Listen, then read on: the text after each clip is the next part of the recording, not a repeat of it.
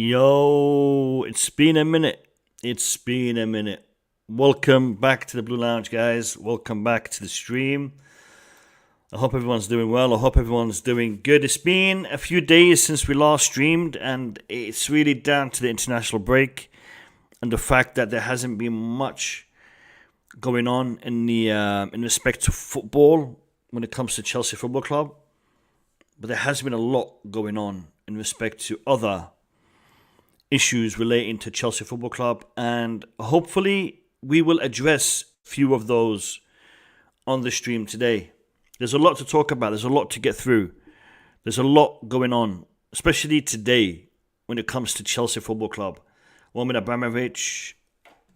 Sorry, my camera. In regards to Roman Abramovich, in regards to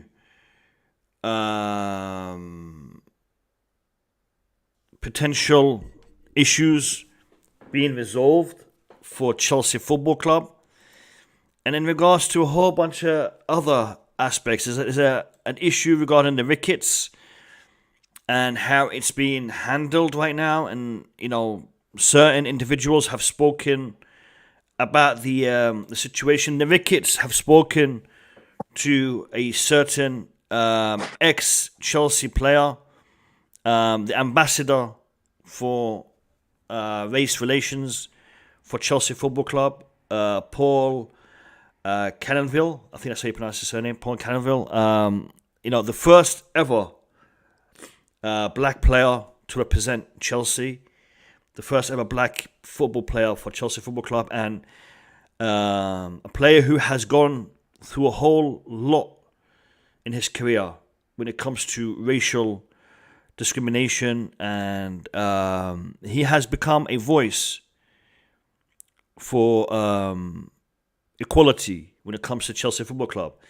And apparently he's been targeted today because of a statement that he made that is linked to the Ricketts, so we'll be discussing that as well. And then finally, we'll be talking about potential movement in the transfer market, in the transfer window, this coming window. And apparently Chelsea has been doing bits when it comes to looking at potential players coming in. So we'll be talking about that towards the end of the stream. So we'll be covering a whole bunch of stuff. Guys, just bear with me for 1 second. I'll be literally 2 seconds. I'll be right back.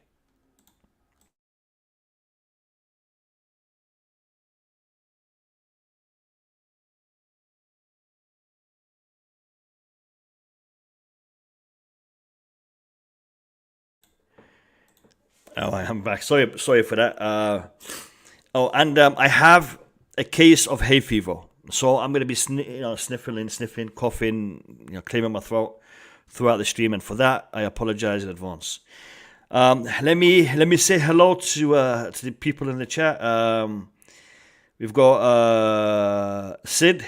Big up to you. He could stop the sale. I'm hoping the British government have a rethink at his actions, being the peacekeeper between Russia and Ukraine.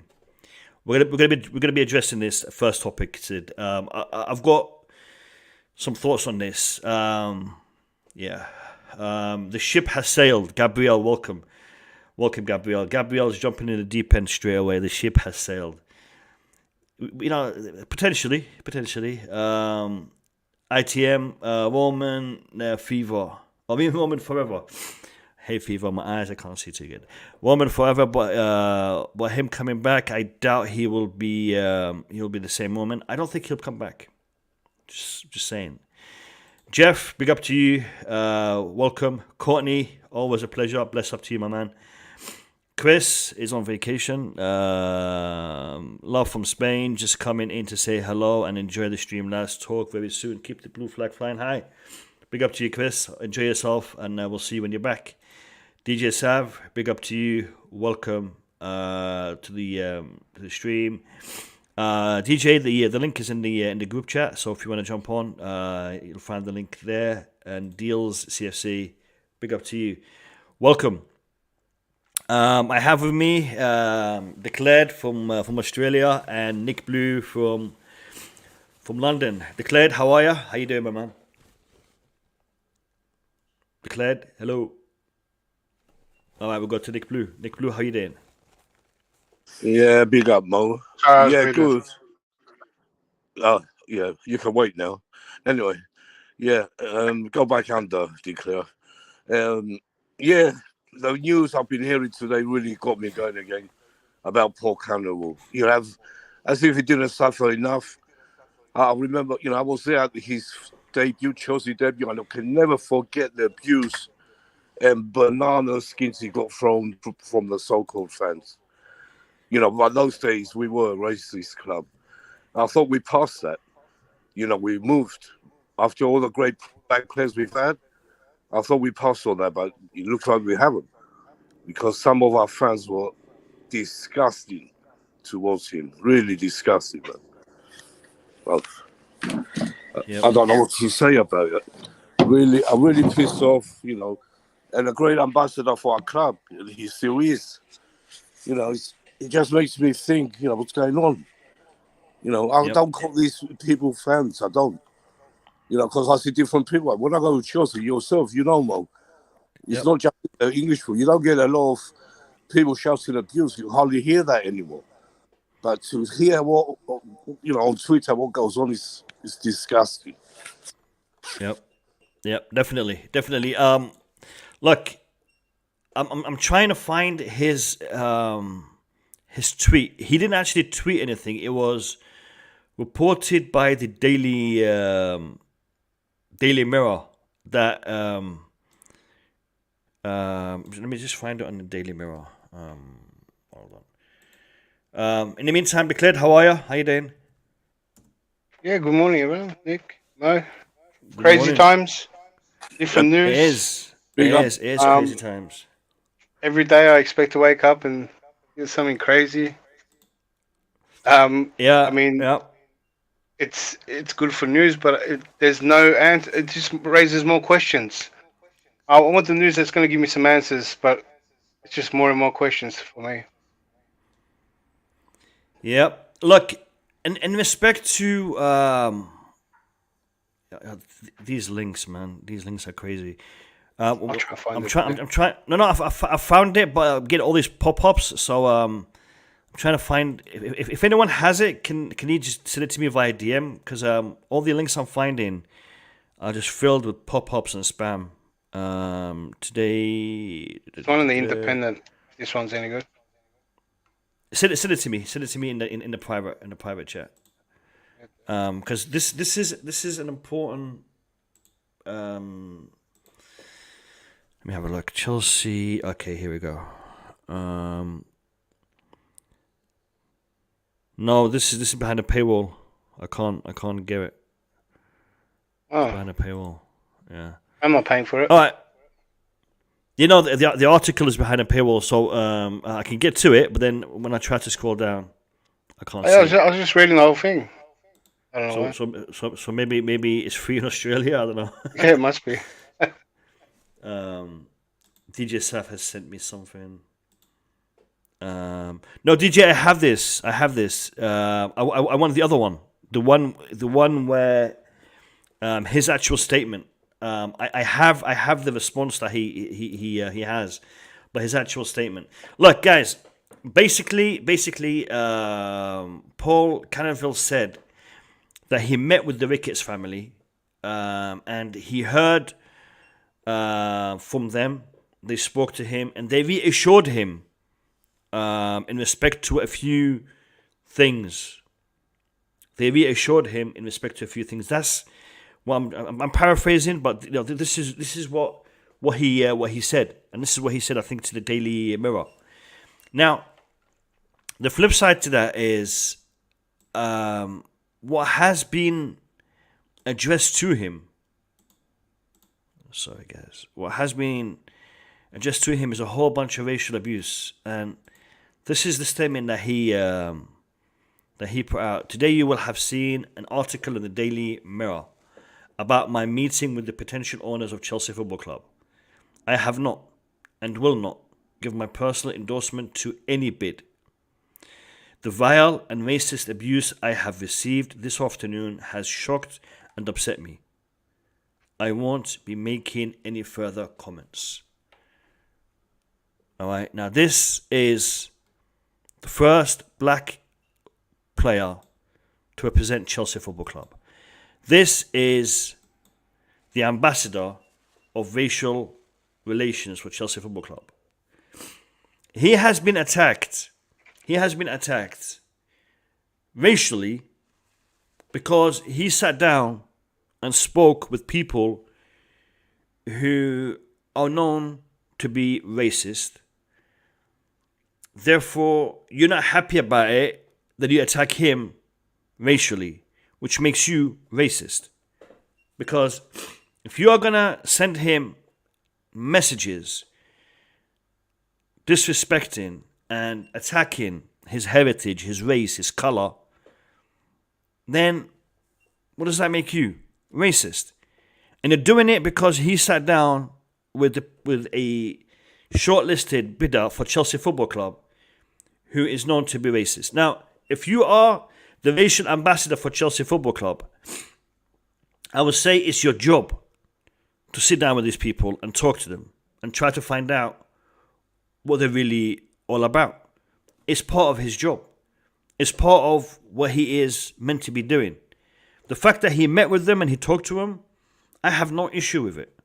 The statement that he reportedly put out via the various press mediums, Mirror, Independent, whatever, saying that they reassured him, doesn't fill me with confidence, but at the same time, it doesn't say that he has backed that bid or endorsed that bid. They reassured him. They told him things that might have put him a little bit at ease. Just give me 1 second. I'm just checking.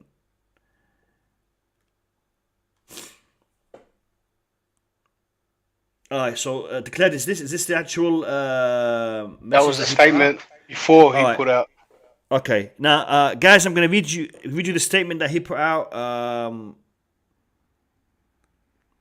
Yeah, this is a statement that he put out in respect to his meeting with the Ricketts. He said, as the club's official ambassador on racism, I was grateful to be asked for my views on the sale. I was pleased to meet with Mr. Ricketts and expressed my concerns over some of his family members' public statements, as you'd expect him to do. I was reassured by his response.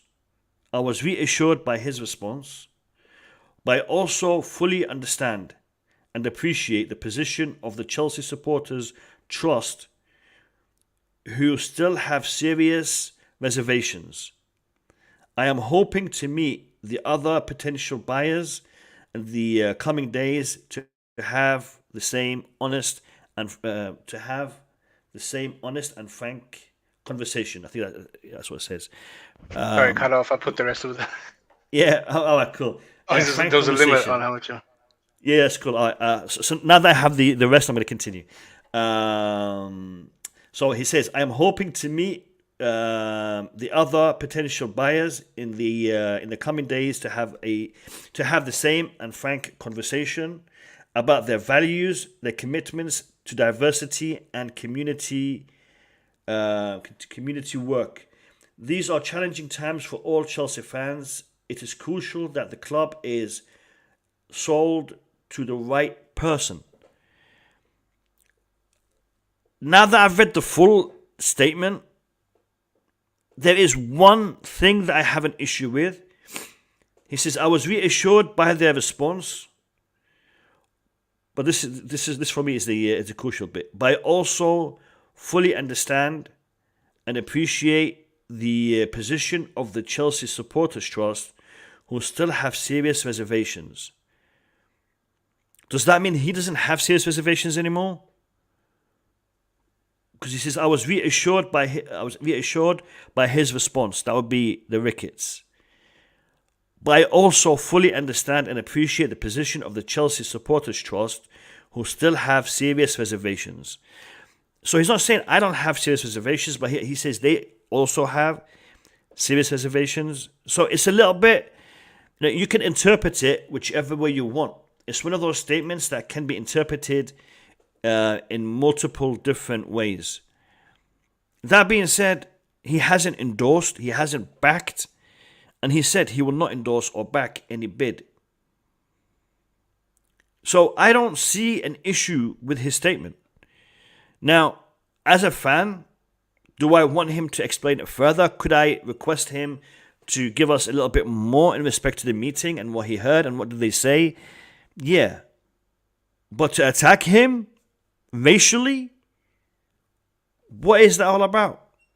What is that all about? Like I said, it's his job to have that meeting. It's his job to sit down and talk with these guys.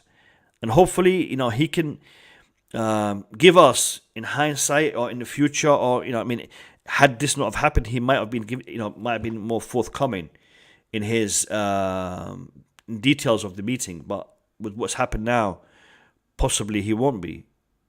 But again, I don't have an issue with what he did, but I have a massive issue with the way people attacked him, especially racially. You have the right to question him. You have the right to send him a DM and tell him, can you explain it further? But to attack him racially, that just puts you in the same bracket for me as the Ricketts. You are just as bad as the Ricketts. If you're going to be racial to Paul, you're just as bad as the Ricketts. Why are you being racial to Paul? Why? I don't understand. Declared, Nick, what's your thoughts on this? I mean, Nick already gave us his 2 cents on this. Declared, what's your thoughts on this? I can understand the anger. Racism anywhere is not on. We get that. When I read the statement, I wasn't pleased as well, because you would have thought that there would be a lot more convincing to the race, the racism ambassador. They would need a bigger. There would be a lot more to convince him, and it sounded like to me, he didn't, like you said, he didn't have reservations. He was more open, but these guys have a history of just incident after incident, and you just wonder, well, how did they reinsure him? Like, is it financially? Do they promise they're going to give money, not to him necessarily, but look, if we come, we're going to give money to so and so. But it's almost like it's very bribe like, if you make promises, financial promises after you come in. They haven't done anything before that, and the anger comes from, well, these guys aren't good owners for their clubs. Even if we take the racism out, everyone's against them as well for the way they treat Chicago Cubs. These guys are conditioned, right, of everyone, their whole fan base hating the club. There's a number of reasons. They got the highest ticket prices. They try to monetize, all the games, or all the training, all the videos outside of it. And they cry poor. Like, if Ricketts come in, it's going to be hard to get him out. So that's why the fans it's not just the racism stuff, but they're going to be real bad owners, and they're already bad owners. And when someone like Canoville says, "Oh, I'm opened," I can understand the backlash, but to racism, uh, I mean, it's not acceptable. But Yeah, yeah, you can see why it happens. yeah. I mean, look, when when you say I'm reassured alone, I can, interpret it in a positive way. But then when you say I can understand the reservations that the Chelsea supporters trust has, it then tells me that he doesn't have those reservations anymore, because he said I understand them. If he says I have the same reservations, or the reservations that the Chelsea supporters trust has are still valid. That I can I can interpret it in a more positive way. So again, I am not 100% happy with his statement, but not being happy with the statement doesn't mean that I think we should abuse the man. No, we should talk to him. We should understand, and like I said, maybe he would have given a more in-depth feedback to us in respect to his statement had we have given it time. But the amount of hate and the way that people attacked him, it made him close the shop down and say, "Look, I'm not here for business anymore. I'm not even Do going you to. think I'm he not should even have gave one? going to comment anymore." Sorry, Do, Declan. do, do you think he should have gave one in his statement?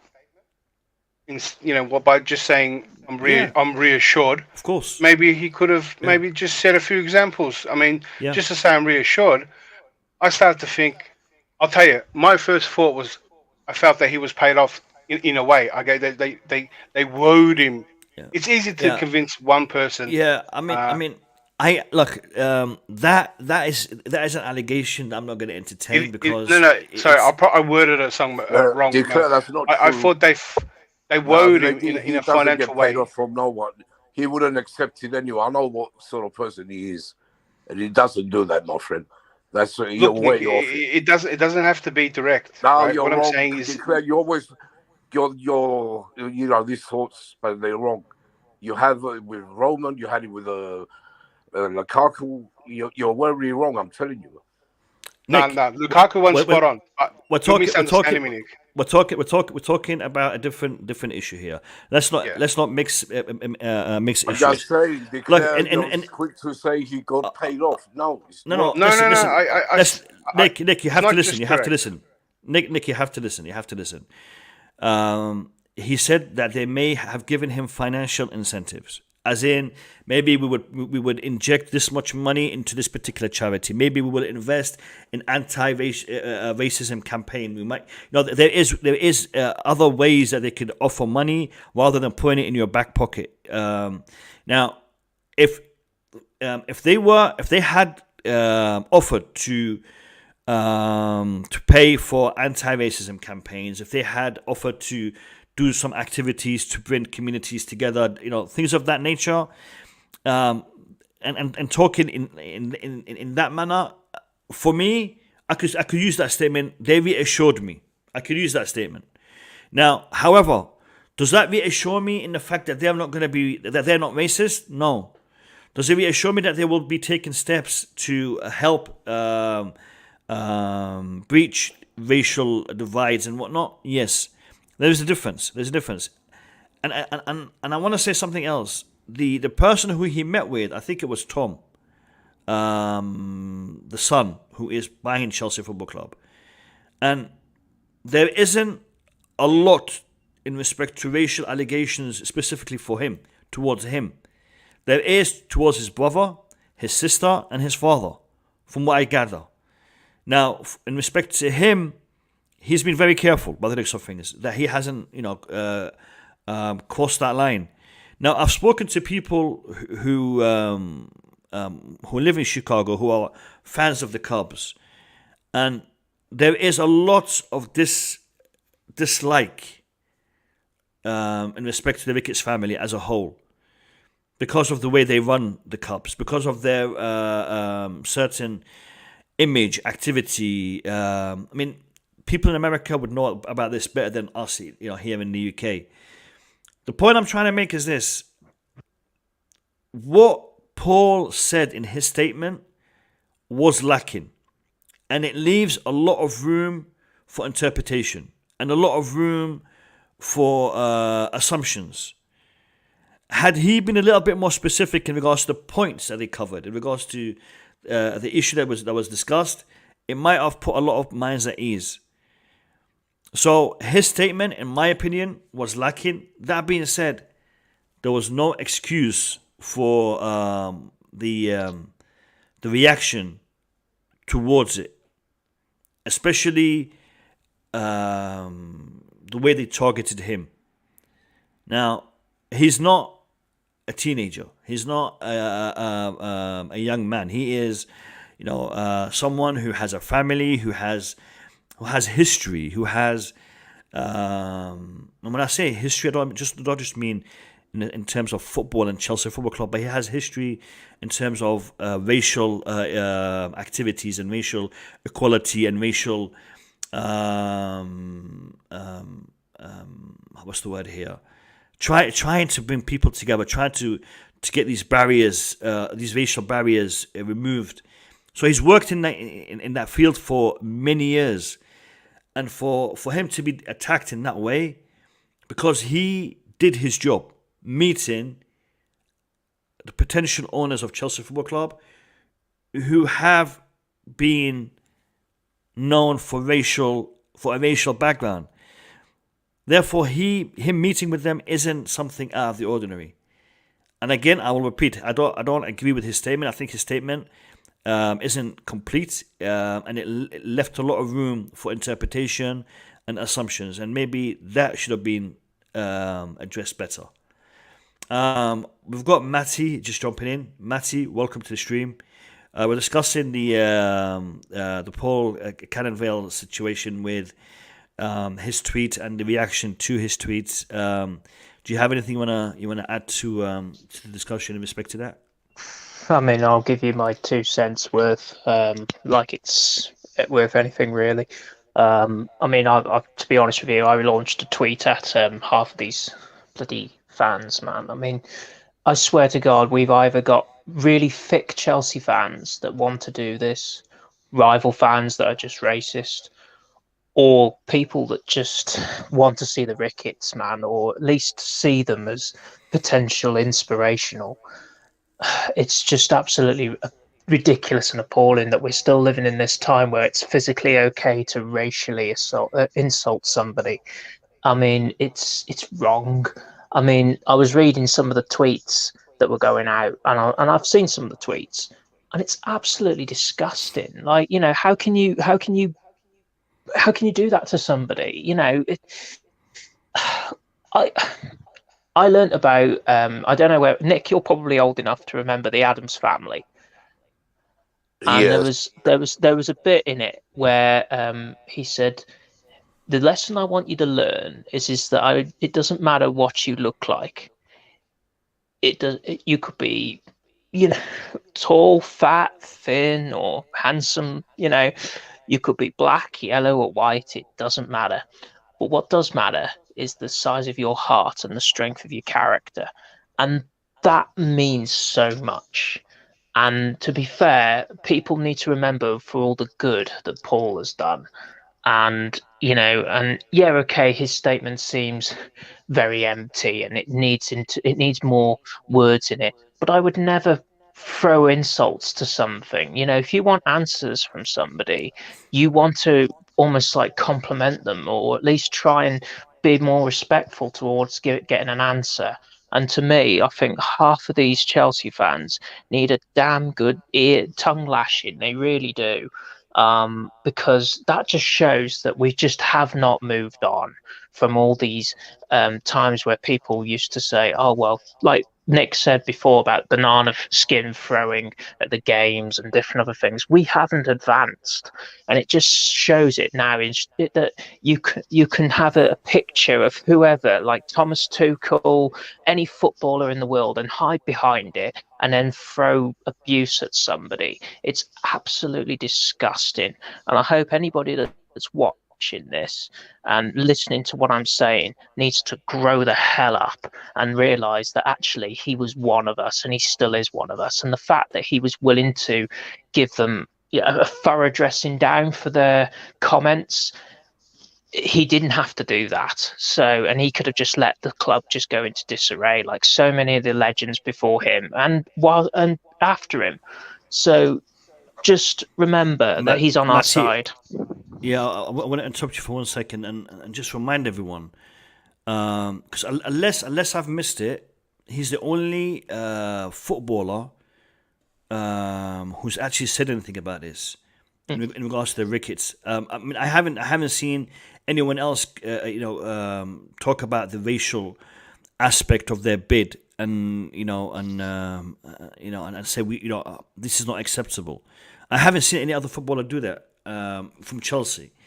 So we need to show respect and we need to show support to Paul for doing that. Now, like I said, what they said to him, how did they reassure him? We don't know.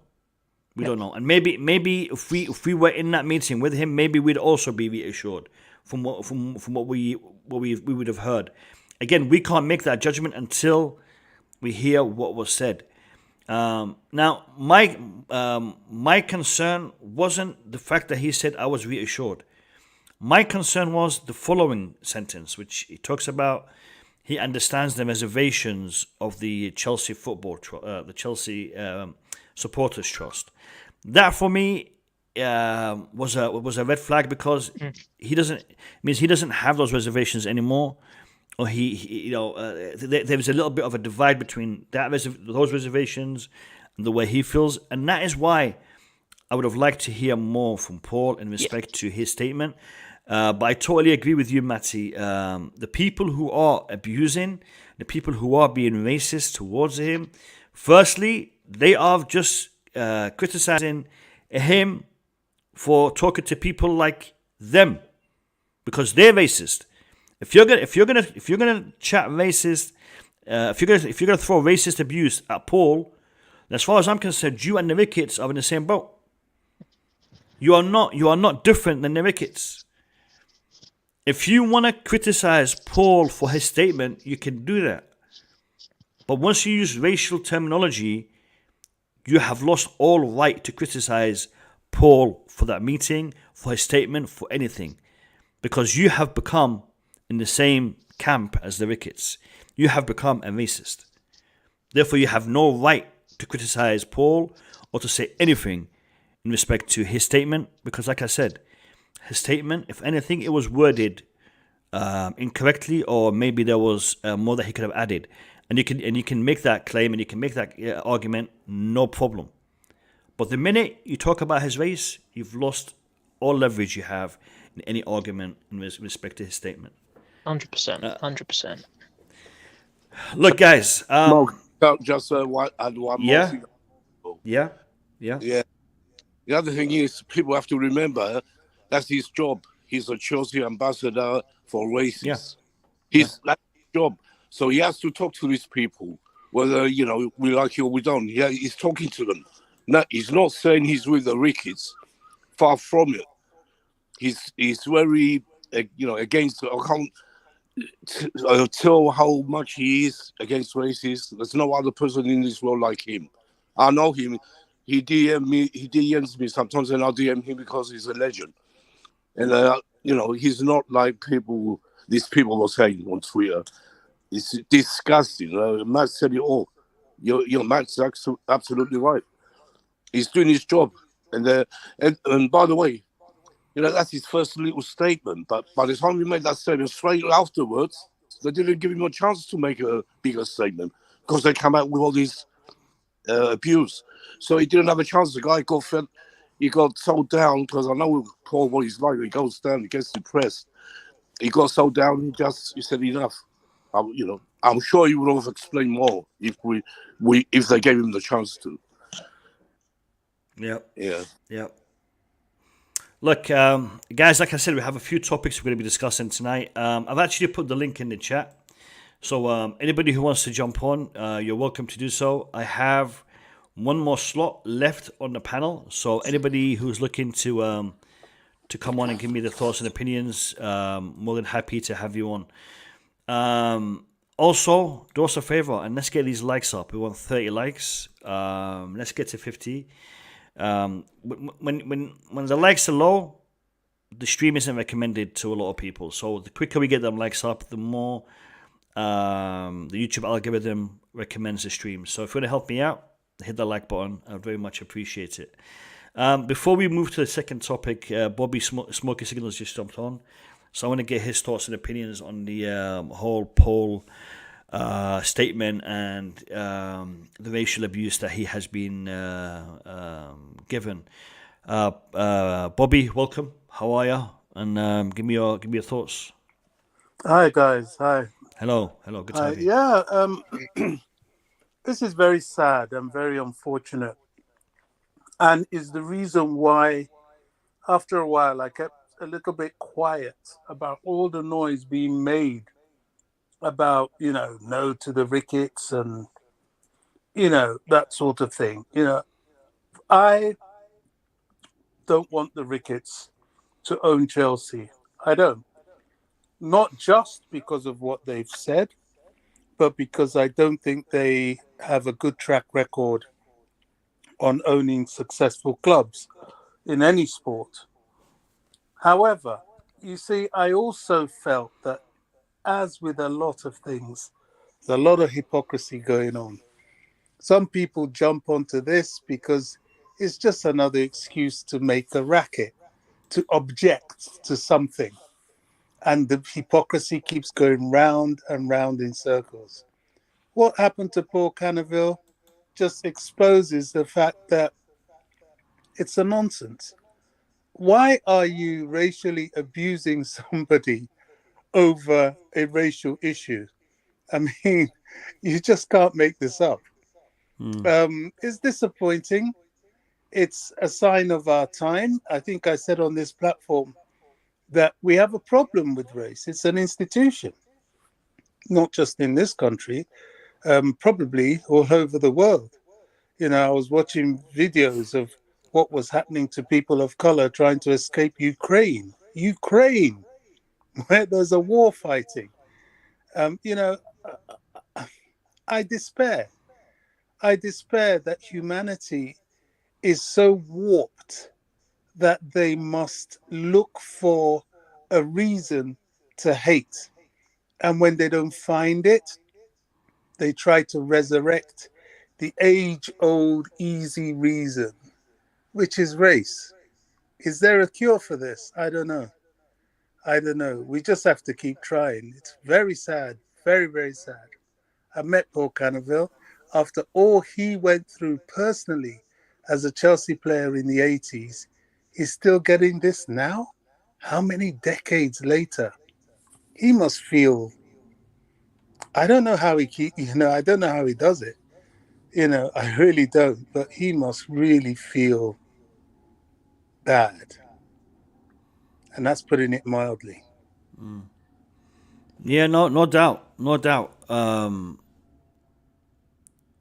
Like we said, what he was doing is part of his role, his job.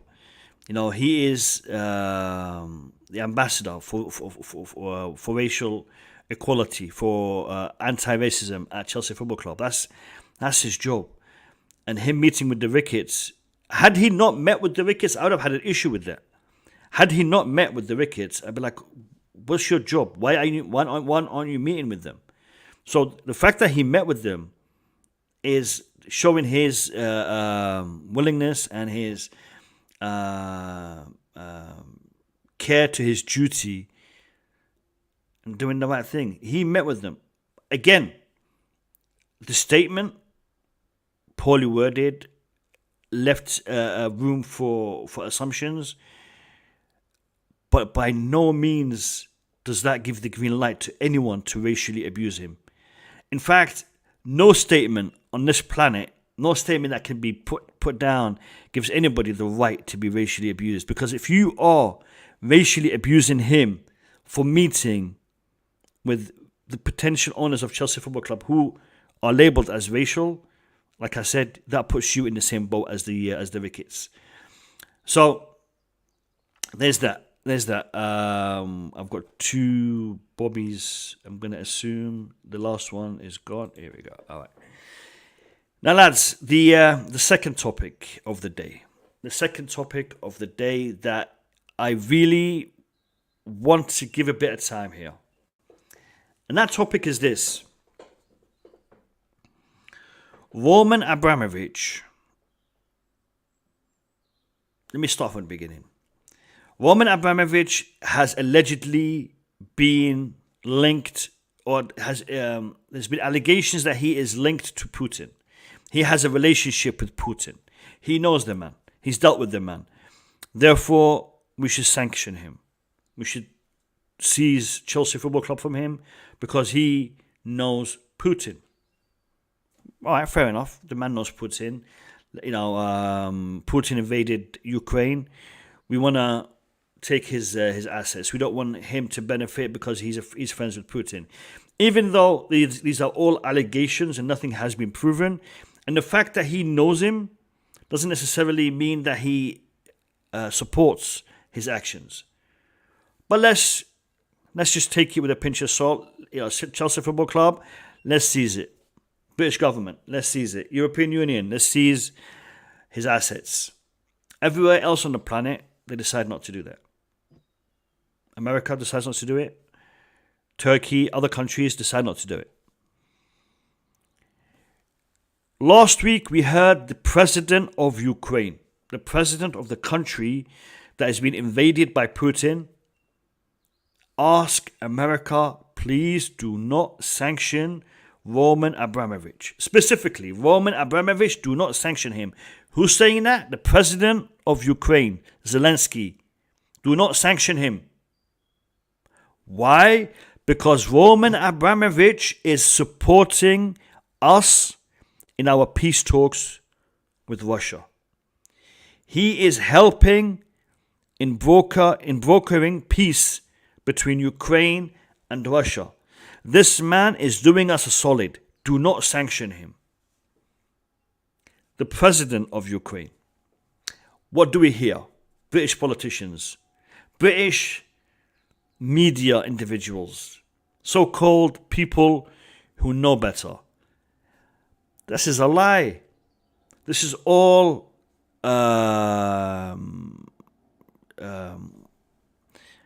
what's it called? Propaganda. Roman Abramovich ain't doing nothing. This is a lie. He's trying to keep his money. He's trying to save his money. He's doing this because he needs to get access to his money. It's a lie. He's not doing nothing. Roman Abramovich ain't doing nothing. We saw pictures of him at the airport in Turkey a few weeks ago as well. Wearing glasses, by the way. And I've never seen Roman Abramovich wearing glasses. I mean, maybe when he reads or whatnot, but when he's sitting down, interacting with people, I've never seen him wearing glasses. He was sitting down in the airport wearing glasses. And that, I was surprised at, but I didn't really think much of it. And now we're hearing that a few weeks ago, Roman Abramovich and the delegation, the Ukrainian delegation, were poisoned in Kiev while they were talking with the Russians, while they were trying to iron out a peace treaty with Moscow a few weeks ago in Kiev. Who was poisoned? The Ukrainians and Roman Abramovich. Now, why? Who would do that? Be the other side, right? They'll be the ones poisoning Roman Abramovich and the Ukrainians. So what does that tell you? What side is this man on? What side is he pushing? Leave that aside. So now we've got Zelensky asking for him not to be sanctioned. We got evidence that he's putting his life at risk.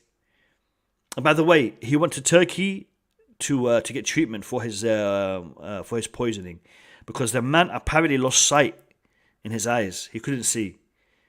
So he went to Turkey for treatment, and that explains the glasses, I guess. I mean, I'm assuming. So now today, videos and images have been shown of the peace talks that are being held in Istanbul, Turkey, under the supervision of the Turkish president, Tayyip Erdogan. And Roman Abramovich is there. Roman Abramovich was pictured, was seen talking to Erdogan. What does that tell you? That this person is playing a major part in getting this war resolved. He's playing a major part. What does that tell you? It tells you when Roman Abramovich said, I will give the money to the people or to the victims of the war in Ukraine, he was sincere about that. When he said, I'm going to sell Chelsea Football Club and that money, I will give it to the victims. He was sincere about that. Because it's a subject that he feels so strongly about that even though he was poisoned and could have lost his life, he is still actively seeking to get that issue resolved. That's what Roman Abramovich is doing. Now, today there has been talk on social media, on various forms of media, suggesting that one of two things could happen. Either when this war is done, and hopefully, God willing, it gets resolved sooner rather than later, Roman Abramovich doesn't have to sell the club, because if the war is finished, sanctions are lifted, then we're back with Roman leading or running the club. Scenario number two would be the British government actually wakes up and looks and realizes that this man is doing more to solve this issue than the whole British government is doing to solve this issue. I mean, yes, the British government is helping Ukraine humanitarianly, military. They're giving assistance. But the assistance that they're giving to Ukraine isn't going to end the war. In actual fact, it's prolonging the war. Because you're keeping one side in the fight. What Roman is trying to do is end the war. So in my opinion, what Roman is doing is more valuable. Because the quicker we end this war, the more lives that will be saved. The quicker we end this war, the more stable the world will become. This potentially has the ripple effect that will get every country on this planet involved. The quicker we fix it, the less likely that's going to happen. And Roman Abramovich's actions, regardless of what you think of the man, his actions, you have to respect. And if the British government wakes up and realizes, look, we're sanctioning the man who is trying to resolve this, they could in theory stop the sanctions tomorrow. They're not going to, but they could do it quick. Does that mean Roman Abramovich will not sell Chelsea Football Club? Could Roman Abramovich continue owning Chelsea Football Club? That I have my own opinion on. And I will give it to you. But I want to hear from you guys in the chat and also my panel in respect to this particular situation. And then, we'll address it further. But the key issue is this. The man who you are sanctioning is the man who's meeting with world leaders. He's meeting with world leaders. He met Erdogan today. Turkey is one of the biggest powers, military powers in Europe, and it's also Middle East. It's on the border with Iraq, with Syria, with Iran. Turkey is a very important country, lads. And when the president of that country is meeting with Roman Abramovich to help peace talks with Ukraine and Russia, the second biggest superpower on the planet, Ukraine. Listen, Abramovich is not to be taken lightly. I'm not talking about just the money that he has. We should put more respect on that man's name. Just saying. Guys in the panel, give me your thoughts. Can I start, Simone? Yep. Yeah, what you said is very true. I knew it from the beginning. I've been saying it. I wanted to protest and everything at the beginning because I knew he had nothing to do with this war. No, he hasn't. But, to go, it shows every day on the news you see him trying to make peace. He's the main man at the peace talks with the Turkish leader, because he's in Turkey, they are there, and Ukraine leader, Ukraine ambassador as well. And, you hear the man, you hear the president of Ukraine saying, Roman Abramovich, don't sanction him because he's helping. And I heard just now, not long ago, that for the first time in weeks, the talks have progressed. And that hasn't happened since the war started. And why? Mainly because of Roman and the other Ukraine lot. That's why. But, for the Americans not to sanction him, and for the British, what they did was, I'm sure they know they made a mistake, but they can't do anything right now because they're going to look stupid. They can't do nothing. And the other party, Roman, I can't see him staying, even if they lift the sanctions, like you said, right now or after the war. He won't stay at Chelsea. He will want out because I think, we can tell he's had enough of the British government and politicians. So that won't keep him. We're going to lose him, but I'm sure he'll be back as a fan one day, and we will see him at Chelsea. And that'd be something great to see. Yep. And behold. Yep. I totally agree with that, but I also have something that I'm going to add towards the end that you've in respect to him coming back. I think there might be a twist in this if things work out in a particular way. Let me bring in Matty. Matty needs to go in a minute, so let me hear his thoughts before he has to leave. Matty, what's your thoughts on the Roman Abramovich situation, brother? Cheers, Mo. I've had a quite a busy day today. I just want to get my head down. To be honest with you, mate, I think politics is a dirty game. It really is a dirty game. I wouldn't be at all surprised if you see the Premier League teams and the government all in about the space of a week. They've all been talking about this 1.5 billion loan that Abramovich is looking to write off. If you think about it, 1.5 billion goes to any new projects, players, wages, stadiums, whatever. You've got to think if Roman stays, that loan remains and nothing changes. The money the government has allowed Abramovich to give Chelsea despite the sanctions, it will test the public to react to Roman in a potential way. Sorry, Matty, just 1 second. Did you say that if Roman stays, then that loan will have to be repaid? Is that what you're saying? Yeah, that's what I've heard anyway. Okay. And let's face it, the Premier League clubs aren't very happy with that anyway. So you've got to think about it this way. And if these peace talks are ongoing, like they say, that's a big major factor.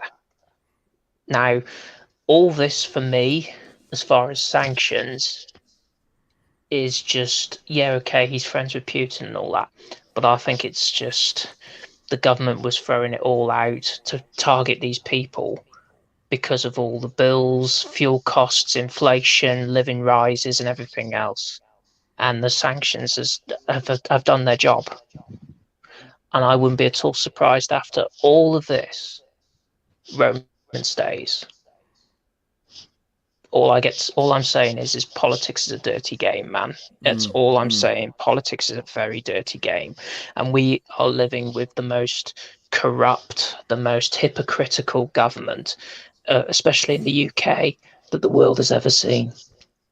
Yeah, no, I agree, but there's one issue regarding the loan, Mats, and the issue is this: if I lend you money, and you go and you buy something with that money, and from becoming someone who has nothing to someone who has their own home, their own car, and you have your own business because I gave you that money, I lent you that money.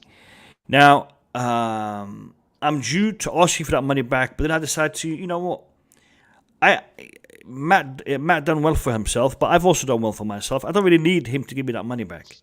So I'll say, look, Matt, that money that I gave you, it's take it as a gift from me to you. That's it. It's done. I don't want it back.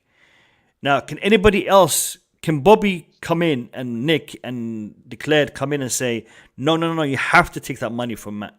You have to take it from him because Matt he has a better car, a better house, and a better business than all of us because the money you gave him. So you have to take that money back from him. They can't force me to take that money back from you. No, So I think the loan issue, I can see why Bobby, Declared, and Nick would be pissed off, but end of the day, they can't force me to take that money from you or for you to be paid that money. They can kick a fuss, they can do whatever they want, but end of the day, I am the lender, all right, and I have decided to to allow it, to say, look, I don't want it back. So it's my money. It's my money. I can give it to you. I can lend it to you. And I decided, I lent it to you, but then I decided, no, you know what, you can have it as a gift. So from that aspect, they can't really force it unless there is something legally binding that they could push on. But again, it's legally binding between the two parties who have the contract, which is me and you. And if I don't want you to pay me the money, then no one, I don't think, can force it. So that is one aspect. So Chelsea Football Club, as far as I'm concerned, they will always be better off for the fact that they were owned by Roman Abramovich for 20 years. Whichever way you spin it, the fact that we were owned by him for 20 years, we're going to be better off. The only issue is that I have, if we get bought by someone who will then digress Chelsea back, and starts to feed off the success and the money that we've made under Roman and try to put that in his pockets, and then that is where we're going to be in a bit of a bad situation. Matty, thank you very much for your time and thanks for jumping on. Much Cheers, love, man. much respect, brother. Have a good one, brother. And you, Take Bo. care. Thanks. Take care. Cheers, mate. Who else wants to jump in on this Roman situation? Yeah, I can jump in. Declared? Yeah, go on. I think the way I looked at it was, I also got to take it into account if the news about the poisoning isn't true, and where I see Sure. yeah, and then if it's not true, then who is pushing that narrative? So if there really is peace talks between Russia and Ukraine, well then someone maybe wants to prolong or continue this war. Another nation. But when it comes down to just Roman, I almost think it's both situations are good for Roman. And I don't know why they don't play on it more, because what this poisoning, whoever's pushing it, it shows that Roman's doing peace talks. He's also the victim, and then he's also potentially against Putin if he's a victim of poisoning, if that is true. And the UK should be actually looking to protect him rather than, to isolate him out if he's the enemy of Putin. So whichever way they spin it, and I wish they spun it, and I wish his PR team spun it in a way that the media had to play on it in the UK, that he's now maybe against Putin or his peace talks, and and that should lead to getting back in the UK and the sanctions being dropped. Maybe it can work in his favour. I'm holding some hope that everything they said, because the UK media were making out like he was Putin's right hand man, Yep. and now he's doing peace talks and all this.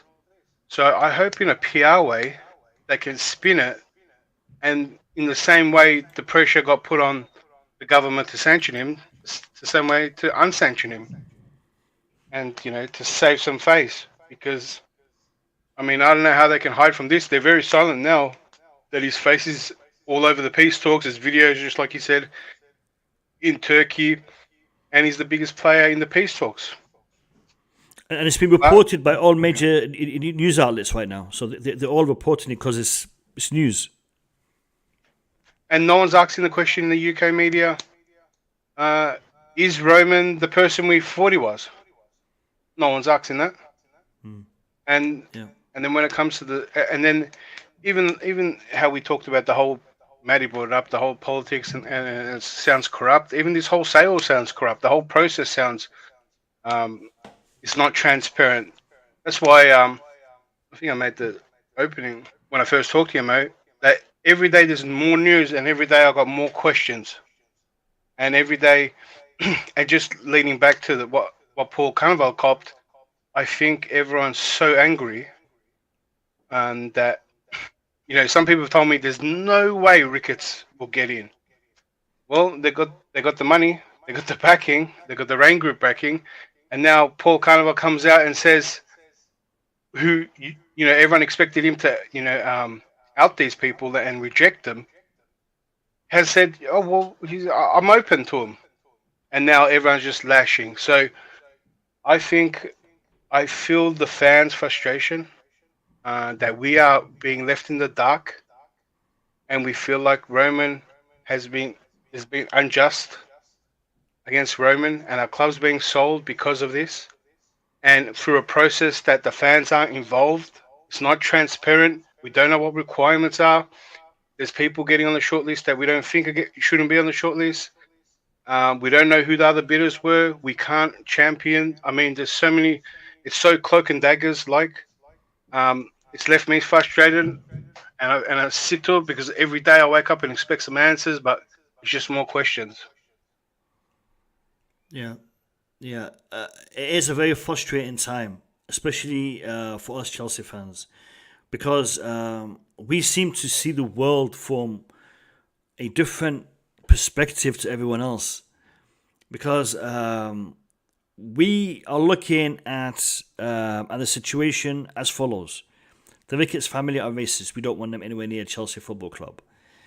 Everyone else is looking at, this is an American investor who could potentially have billions to invest into Chelsea. They already own a club, a team in America. They have the experience, they have the knowledge. Well, their father made a couple of racist comments, the sister, the brother, whoever, they made a couple of racist comments. Is it really worth, pushing this bid aside potentially and, losing out on billions?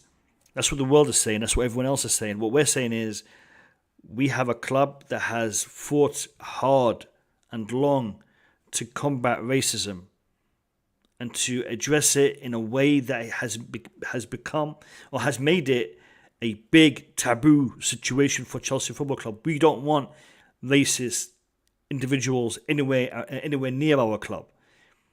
And that attitude, that mindset was brought in by Roman Abramovich, who the whole world is looking at as being a puppet of Putin, an oligarch who made money by doing shady stuff and da-da-da-da-da. That's how the world is looking at Abramovich. While we are looking at him as being the person who created this legacy for Chelsea over the past 20 years, the person who's trying to broker peace in the biggest conflict that is raging on in Europe right now. So we see things from one way, the world sees it from a different way. And that is a problem because it's going to be hard for us to express our views to the world in a way where they're going to understand where we're coming from when they all see it in a different way, because they don't have, and I'm not going to say biases, but they don't have the same mentality that we have because of what we've gone through under Roman Abramovich. So I can see And even Mo, the issues. even every time there is a little incident, how much it blows up in the media. Any racist incident with Chelsea, especially. So then imagine having the Ricketts owner with that history. Well, it's all going to blow. They're starting on the back foot in terms of racism and every other comment. They bring with them a lot of baggage that when an incident happens with the fans or maybe players or some whatever it is, they're going to bring up all what Ricketts said and done, and the whole family are linked with. And this is and if there's a racist incident, they're going to bring up, well, the Ricketts feel this way about racism, and it's just going to be blown up all the time, every single time. And do you know why? Do you know why? Because once the Ricketts actually own Chelsea Football Club, now what is the media going to do? Because right now they're all playing it down and playing it cool. Once they actually come in, they're going to highlight it. Chelsea are a racist club. Chelsea are this.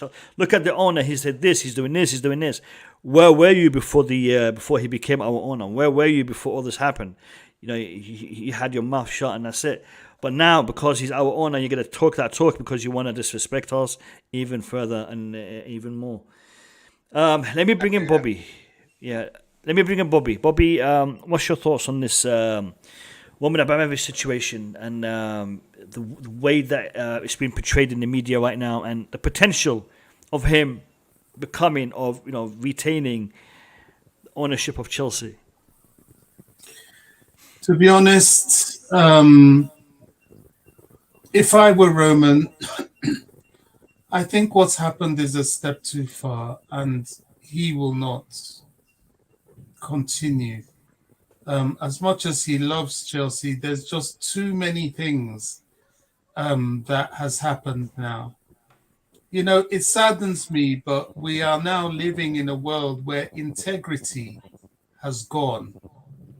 Somebody, in order to suit their purpose, will tell you that black is white and white is black. I'm not being racist, please. I'm just giving an analogy before you start getting messages on the chat.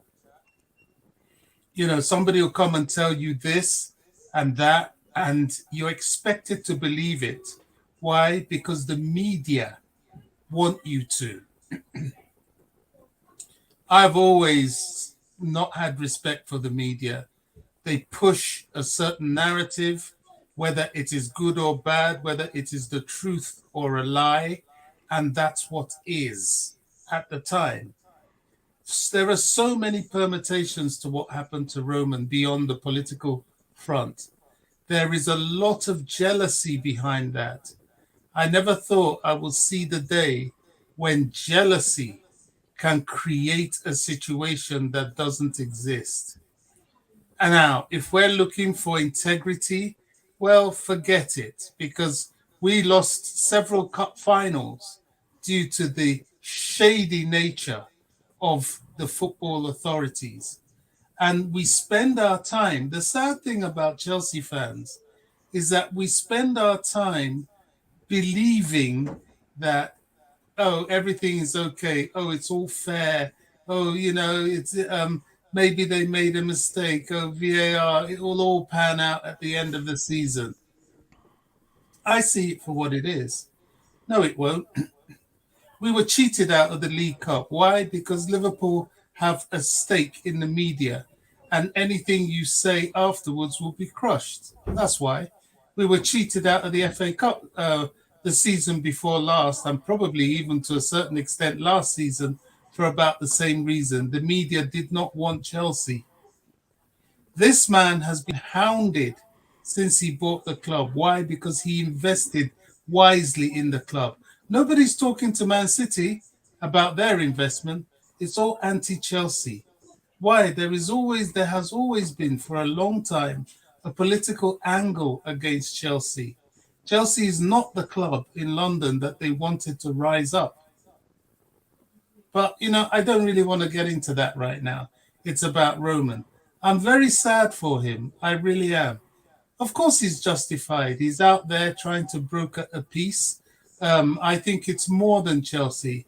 I'm made to understand that, well, he's actually part Ukrainian, and I'm made to understand that he was probably even born there. I don't know whether that's true, but that's what I've been told. So, of course, he will try and broker peace between two parts of his heritage. It's sad. It's sad. I think I'll bite my tongue a lot about what has happened to Roman in terms of the sanctions. Even in terms of the sale of the club, well, Roman came and he established a fairness. He established a club that operated on, I don't like to use the word equality because I don't think equality exists. I will use the word inclusiveness. Inclusiveness exists, and you can look for equal opportunity, but treating everybody exactly the same just can't happen because we're all different. But embracing our difference is what can happen. And that is exactly what Roman did at Chelsea Football Club. It's unprecedented. Unprecedented. There's no other club that has that sort of model where no matter what color you are, what gender you are, even what sexual orientation you have, you can feel at home at Chelsea. That is unprecedented. Now, the battle against racism in itself, actually, to be fair, was really fought by Ken Bates.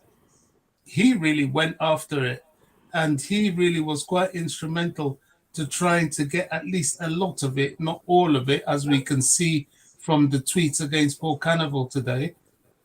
You can't completely eradicate it at the moment, but he went some way to crushing it as a culture at the club. I don't know. Look, the Ricketts, I don't know. I only know what I've seen. I only kind of know what all the people that are so dead set against them are saying. And as a result of that, I don't want them in the club. But right now, there's such a bitter feeling in my mouth about all of this, and such an acceptance that integrity doesn't exist anymore, that I'm trying to find an emotional balance in my head to just deal with it. And it's very hard. And I'm going to say one very funny thing. The description you were making about how we as Chelsea fans view our club and the rest of the world are towing this narrative pushed hard unjustly by the media. I laugh within myself and I think of one thing: the United States between 2016 and 2020. There was a group of people that stood for something because they were patriotic people. And that wasn't the narrative, that wasn't the agenda. And that became the enemy, such that the whole world started thinking one way, but they were thinking entirely different. And it's very, very sad the way it all ended up, because the media won. And just like in this situation, the media has won. I'm not really too sure what group you're referring to in the US, but the perception in respect to how things are seen is always difficult for anyone to see something from the outside the same way as people seeing it from the inside. So I'll give you an example. When we talk about, for example, the war in the Middle East, in Yemen, for example, if you talk to a Saudi, they will give you one perspective. If you talk to a Yemeni, he will give you another perspective. And then you talk to the rest of the world, they will give you various perspectives depending on where they stand in respect to that particular situation. It's always going to be difficult, and you're never going to get everyone to agree on one particular narrative. However, it is our duty to support our club. It is our duty to back our team, our players, our staff, our establishment within reason. Within reason. If we see the club starts to go in a negative direction, then obviously we will support the club by standing in opposition to that narrative or that direction. But what we've seen with Roman Abramovich and the way that he ran our club, generally for the major part, for the biggest part, we were all reading from the same hymn sheet. We were all on the same page. We were all had the same stance in respect to the club. We might have had difference of opinions regarding certain individuals within the club, but as a club we had a united fan base. And unfortunately, that won't be the case in the future, should the club be sold. I want to address the club being sold, and the club staying. Now, I know I titled my video "Should," "Can." Should or can? For me, the answer is no to both. Should Roman Abramovich keep Chelsea Football Club if he is able to? My answer to that is no. No. Roman Abramovich should sell Chelsea Football Club for the benefit of himself and the benefit of the club. I would like to see the sale happen under different circumstances. I would like, because this is potentially could happen. The club is due to be sold at the end of next month. Should everything go to plan? Should the sale process go smoothly, within a month, Chelsea Football Club could be sold or should be sold. Within this month, however, could we see the conflict in Ukraine resolved? Could we see sanctions be lifted against Roman Abramovich within this month? Possible. Very unlikely, highly unlikely, but possible. Crazier things have happened. So if the sanctions are lifted from Roman Abramovich, where now he is able to do the transaction under his terms, under his direct supervision, without too much interference, I would like to think that he would put a stop to all of this and start the process fresh. These bids could still be there, but we could potentially see better bids coming, because a lot of people might be turned off by the whole situation around Chelsea Football Club. If the sanctions against Roman Abramovich are taken away and he is able to deal directly with the new buyer, we could see things happen better. Now, why do I think he should sell? Because the situation he is in with the British government will never be resolved. Will never be resolved. For him to be able to do business in the UK in the future, it's going to be very difficult, because there is so much bad taste in his mouth due to this. I can't see him wanting to have anything to do with England, with the United Kingdom, in regards to business in the future. Unless it's done in a way where it's a fixed term contract, where they will do something like a tender to build something, to make something and leave, take the money and leave. But for him to actually come in and invest money here, I can't see him doing that anymore. And if I was in his position, why would I? When these guys are so quick to jump the gun and to give me a label that I don't deserve, and to give me a treatment that I don't deserve. Why should I stay in the UK? He won't stay in the UK. Even his love for Chelsea Football Club, he will channel it in ensuring that the buyer will be one that will secure a good future for the club. That's all he can do. That's all he can do. The other thing that I wanted to mention, and it was something that Nick touched upon. What can we do for Roman Abramovich? Because Nick said, I would love to see Roman Abramovich come to the bridge as a fan to support the club in the future. I want to see him here watching games because he is a super fan. And I'd love to see that happen in the future. The thing is this, if sanctions are lifted, if Roman Abramovich comes back to sell the club on his own terms, I wouldn't be surprised, and I wouldn't be, and I would expect to see something implanted in the club, in the stadium, in his honor. A stand, a statue. They will name something in the club after him because he's earned that. He deserves that. In these circumstances, they can't do that. No one will dare do it because apparently Roman Abramovich is not a good guy. He's a bad man. He's someone who's doing bad things, apparently.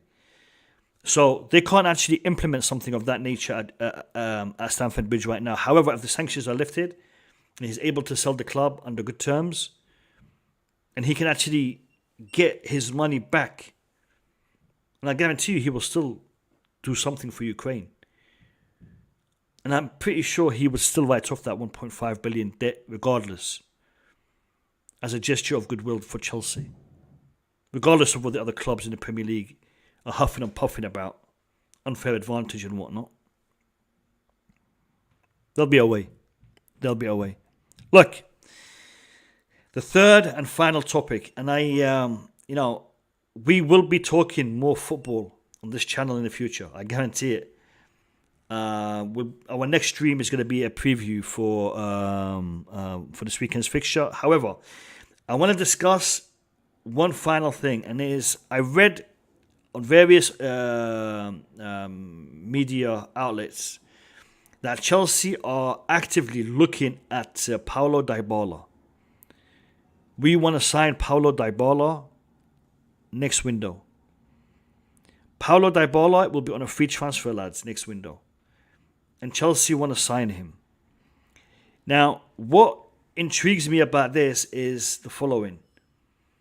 Even though we are sanctioned, even though we are in this position, the club is still working. All parts of the club, they're still functioning and they're still doing what is required. So a potential new transfer, a potential signing is on the cards in respect to Paulo Dybala. Yes, a free transfer, but a player that could definitely add something to the squad. So I want to ask you guys, what is your feelings in respect to Paulo Dybala specifically and generally in respect to the next transfer window? What do you expect to see happen from Chelsea Football Club? Take it away, boys. Well, to be honest, mate, I find that kind of interesting how, we don't even know who our owners are going to be, and yet there's a lot of transfer talk. Yeah. I mean, yeah, they can do the works, and there's also the foundations of some of the players we were going after in the last window. But I mean, every owner is going to have a different idea. You got like the Todd Bowley. He's talking about sensible spending. He wants to use data. The Ricketts might come here and not do anything. Who knows what the other group what they want to do? They might want to not do anything. At the same time, I'm a big believer that they're going to come in and try and make statement signings, try to win the fans over straight away. So Dybala might not be a big enough name, or maybe Dybala is just one piece, and we could have potentially with a new owner maybe a great transfer window, just because it is the best way to win over the fans straight away, even if it's the Ricketts. Everyone's going to be no to Ricketts, and then they might spend 200 mil, maybe more, and then some fans will warm up and go, oh yeah, maybe they're not so bad, but we know long term that they're going to milk the club. So to me, I find any transfer news at the moment almost pointless. But Dybala on a free does sound good to me. All right. pointless. I get what you're saying. Pointless in regards to the rumor, whether or not it's going to happen or not happen. Who cares at this point? But for me, it's the fact that there is such a rumor, there is such talk. It means that Chelsea are still doing work behind the scenes in respect to this. For me, it's an indication that Tony Rudiger's contract negotiations are not stalled, but they may have agreed everything. All it takes is for the new owner to come in and sign off on it. But right now, nothing has been. Yeah, I thought he was a troll. Yeah, disappointed. Banned from the channel. There you go. All right. Yeah, whenever you put the link in the chat, you're gonna get people who come in here and think that they can play some music to get my stream demonetized or whatnot. Yeah, it's unfortunate. It's unfortunate, but you get hate in many different ways. So yeah, it is what it is. Yeah, so the fact that people are still looking at players and looking at contracts or looking at whatnot, it's a good sign. And hopefully, once this deal does happen, once the new buyer does come in, all he's got to do is just, green light it and okay it. And hopefully, it wouldn't take too long to get Rudiger to sign that contract. And, I'm seeing issue many talked about here, priority. It depends on who's staying and who's going as well. So we need to figure who's also going to get sold, as well as who's going to get bought. Max Burton, welcome to the stream. Good to have you on. How are you? How you doing? Yeah, hi guys. Hope everyone's well. Good. You good? Yeah, good. Hi, Good. Bob. Who's else on? Bobby declared. Nick. Blue. Yeah, hi guys. Hope you're all doing well. I've deliberately taken the names off the screen because I don't want to make you guys too famous too quick.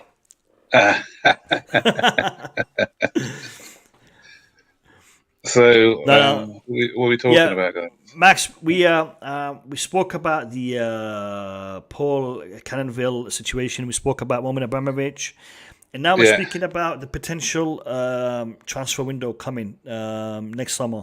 Because I've read that Paulo Dybala is still being looked at by Chelsea Football Club, and potentially talks or initial talks have been made with the player's agent to sign him. We're just waiting to see what happens in respect to the ownership, which is a good sign in respect to the cogs are still moving in the club. That we're still doing business as usual, I guess. If that's a way we can describe it. Okay, first of all, let me address the Paul Canoville thing. I find it a bit ironic how he's because he put out a statement. I'm not sure if you saw that statement, that he's been getting racist abuse. And I find it ironic how somebody is getting racist abuse because of supposedly, quote unquote, he's endorsed the Ricketts and the reason why we don't want the Ricketts in is because they're racist. So these people have got another agenda. Sometimes with this Twitter mentality, it just makes these people they can't think for themselves. They're not critical thinkers. They just go with the flow and do whatever. So a lot of people don't want the Ricketts. Like people like yourself and like myself. Because we are, there's the same people that are criticizing Muslims, which you are one of. He said derogatory things about black people, which I'm one of, and some people just jumping on that bandwagon. Because if you're on that thing, why are you giving Paul Canoville racist comments? For endorsing, as I said, he probably hasn't done it anyway, because the papers as well, and that's the thing I don't like. People, he may have said at a meeting with them, it may have been amicable, but it doesn't mean he's endorsed them in any way. So the way the papers report.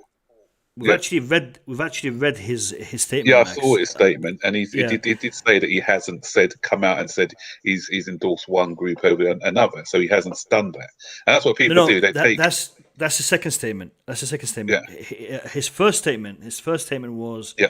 I actually have it here. Give me 1 second. His first statement was, and I'm going to read the two sentences that are a little bit controversial. He said, I was grateful to be asked for my views on the sale. I was pleased to meet with the Ricketts and expressed my concerns over some of his family's members. So he was pleased to meet with Mr. Ricketts, as he put it, and he expressed his concerns over his family members' public statements. Now, this is the controversial bit. I was reassured by his response. But I also fully understand and appreciate the position of the Chelsea Supporters Trust, who still have serious reservations. Now, this bit here is where all of the controversy is happening, because he said I was reassured by his response. Now, reassured could mean many things. It doesn't mean that he's endorsing it. It doesn't mean that he's supporting it. It means that what was said to him was reassuring. It made him feel at ease.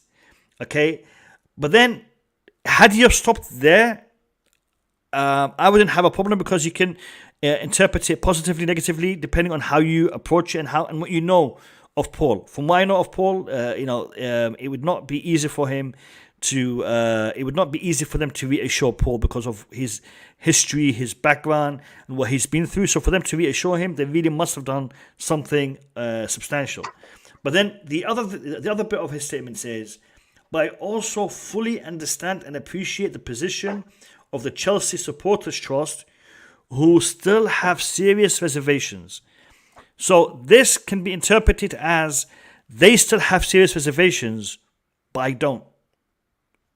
Because if he had worded it differently, then he could have put himself within that camp of having serious reservations. But the way he's put it sounds like he doesn't have serious reservations. And that's why people are misinterpreting his statement. I think his statement is poorly worded. However, he is not endorsing. And when he followed it up with his second statement, where he says, "I will not be endorsing any of the bidders," okay, he is clarifying that that for him, it's his job to meet with these bidders, specifically the Ricketts, because he is the ambassador for racial equality. Therefore, it's his job to meet with these people who have red flags in respect to their racial history. So, condoning or disagreeing with his statement, no issues. You can disagree with it, you can agree with it, no issues. But for you to abuse him racially, you have literally put yourself in the same camp as the Ricketts, because Exactly. now you are a racist. So how dare you attack him for speaking with the potential owners of Chelsea Football Club, who may or may not be racist, because we're talking about Tom here. So Tom himself is from a racist family, no doubt. His father's a racist, his brother a racist. Apparently, his sister is also a racist. Apparently, so is he racist? Could we label him as racist? Well, that's what Paul was trying to find out, and that's why he sat with him, and that's why he talked with him. Yeah, exactly. We don't know what went on in that meeting. What he said in that meeting may have given him that sort of reassurance. And you quite rightly said, because a member of your family may be racist, but it doesn't necessarily make you racist. You know? One of my brothers, I'll give you a quick story. One of my brothers, he used to have this work colleague, and he used to hang out with all the black guys and everything else. He invited them down to his dad's, one of them old boys clubs where they play pool and darts and stuff. And his dad was welcoming and all that to them, and it made them feel at home. The next day at work, he said, "My dad gave me a right telling off when you guys are gone." He said, "Don't you dare invite those people back into this club." And he said the way that it's a lot of hypocrisy, but the fact that he was open and told them, because he could have kept it to himself, but he wasn't like that. He was quite open with them, and so that's what I'm saying. You can have somebody in your family with those kind of narrow-minded views, but you could be different. So that's what Paul may have been seeing in that in Tom. It could be a charm offensive as well, because we don't know. Only the person themselves know whether they're racist or not, and he may just be saying the right words to Paul because he wants the club badly, and they've come and said, I think they endorsed some Muslim group say that they're okay. That's just BS. Yeah. That's just BS. I'll be honest with you. That's just BS, man. Yeah, that's what I'm saying. So they're trying to get all these people from different minorities to try and sort of change that narrative. Yeah, I don't know how deep it goes, because I keep saying you just read Isn't there things. more as well? Like there was that pastor that came out. Oh yeah. And you guys got to remember this. That pastor came out against his brother, who was the governor of. Yeah. Well, end of it all, the Ricketts father is the head of the family trust. That's where the money is, right? That's who. That's where the son got the money for the Chicago Cubs. So, and slowly, the siblings get involved. So if he buys the club, slowly, they're going to get involved as well. So he hasn't detached himself from the family. He has made his own money. The money is still linked to the family. So as much as we can say he's not racist, the reason it should be lumped in is because that's where the money is and that's how they're going to pay for it. And they do get involved eventually, like they did for the Chicago Cup. Even taking racism to one side, putting it to one side, I also want to see, what the other red flag, is the fact that he doesn't run his club properly. The Ricketts family were pleading poverty a couple of years ago. They didn't pay, or they gave everyone a pay, drop in their pay and everything else, and they haven't. I think they were successful in a couple of seasons since then. They haven't had a lot of sustained success, and for me, I just don't think that they haven't come into the Chelsea. I don't think to make us a success. They've come in. They look like a bit like the Glazers for me. They've seen this as an opportunity to get a big club in London. The only positive in all this is the 20 billion from that guy. What's his name? Griffin. But even that, I don't. For me, it's not just about money; it's about everything else. So, just because this guy's got 20 billion doesn't mean anything to me. I'm more interested in an owner who's got a bit of integrity and knows how to run a sporting organisation properly. And these guys don't seem to be the right fit for me at all. Yep. Listen, guys, I know a couple of you are trying to jump on. I'm not taking any more people on the panel, so please don't try, because I will not be able to stick you on. Eric Blue, welcome. How are you? I'm good. I just about snuck in and took the last spot. No, you actually came in after someone. Oh. But that person, I was kind of debating, was he a troll or not? Because I had a couple of trolls come on, so I took the safer option and I actually put you on the panel and rejected his request. So you're lucky. You are lucky. Okay. Good thing I didn't change my name. Yeah, if you had, you'd have been in trouble. Yeah. So, Eric, have you been following the stream? Do you know what we're talking about? No, unfortunately, I am fashionably late. Let's put it like that. You are unfashionably late. Fashionably late means you come in. At least you know where you're coming to. You know what they're talking about. Eric, brother. We're talking about 3 topics today, and we've addressed Paul Canoville and his racial abuse that he's been receiving. We've talked about Roman Abramovich potentially not having to sell Chelsea Football Club, and we're talking about the potential of the next transfer window, and potentially what Chelsea is going to be doing in the next transfer window as a broader general perspective. So that's the three topics we're talking about. I mean, I'm happy for you to address any one of them. Um, yeah, I'll just talk about the current situation, Yep. and yeah, it's a little bit slow. The whole thing with the Ricketts. Obviously, we hope that they don't take over the club. But the way I see it, nothing will be as good as what we had under Roman, and it's just about picking who is the best out of all of them.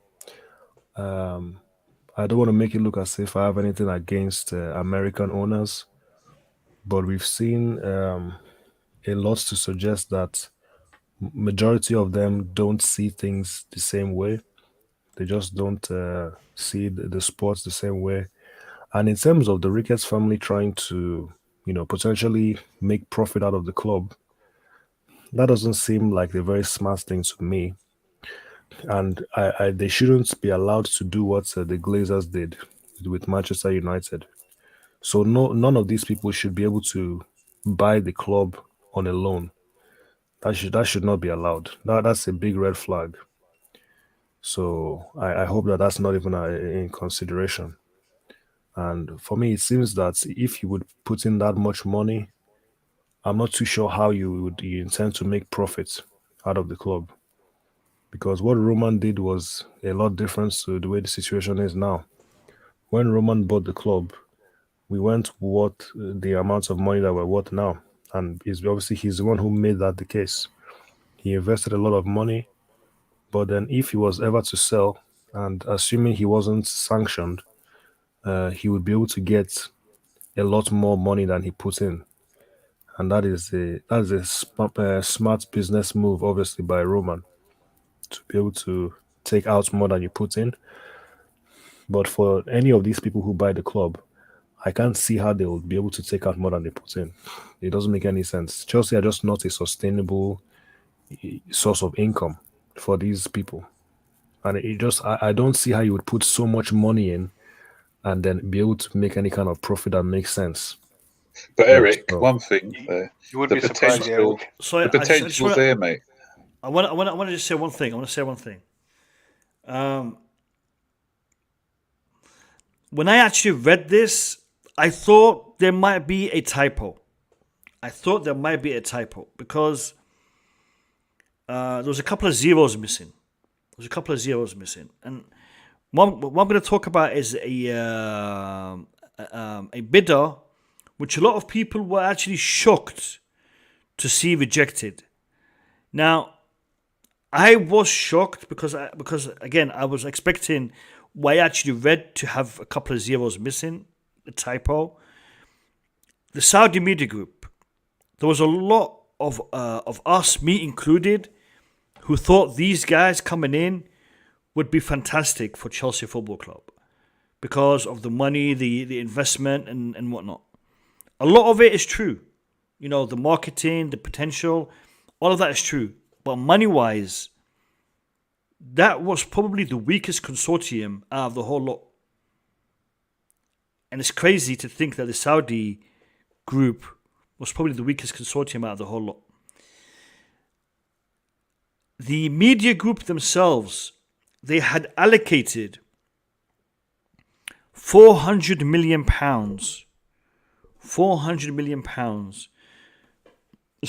for foreign investment this year. Their budget as a media group was £400 million for foreign investment this calendar year. It was due to be increased by 80% 2023. But for this year, the money they actually had available for them for foreign investment was only £400 million. So when I actually read that, I thought to myself, this must be wrong. Because I was reading the report in Arabic. It wasn't in English. It was an Arabic report talking about the media group's activities, nothing to do with Chelsea, talking about their business plan and what their ambitions are for this year, etc., etc. Nothing to do with Chelsea. $400 million, not pounds, dollars. $400 million, which makes it a lot less than 400 million pounds.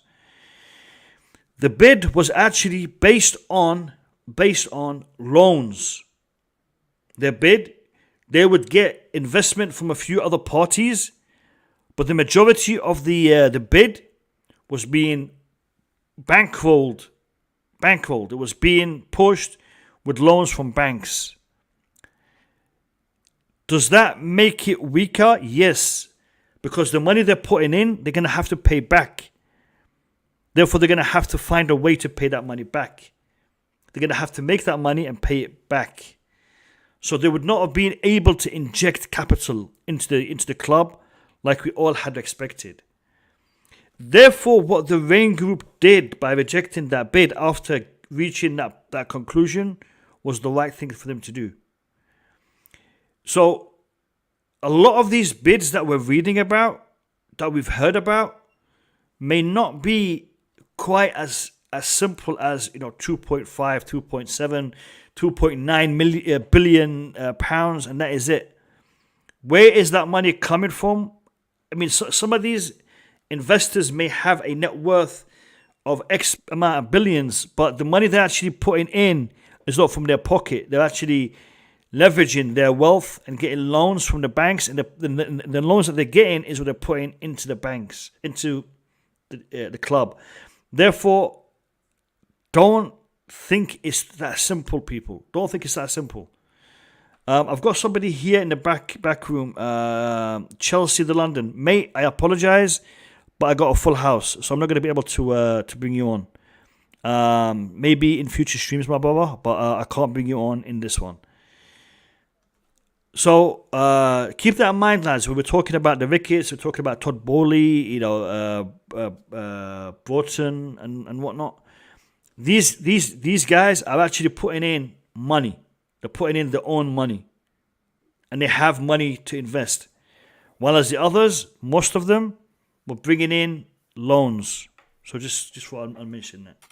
But what I was saying to Eric as well is, the reason why we're not a sustainable club is because in the past we've relied heavily on Roman's money, but there is potential for us to grow, because that's why the stadium rebuild, that's one of the things that they've put in, that the new buyers have to invest in the improvement of the stadium, because an extra 30, 15, 20, what's it, 40,000, 20,000 seats potentially, and improved corporate boxes can, our revenue goes up a lot.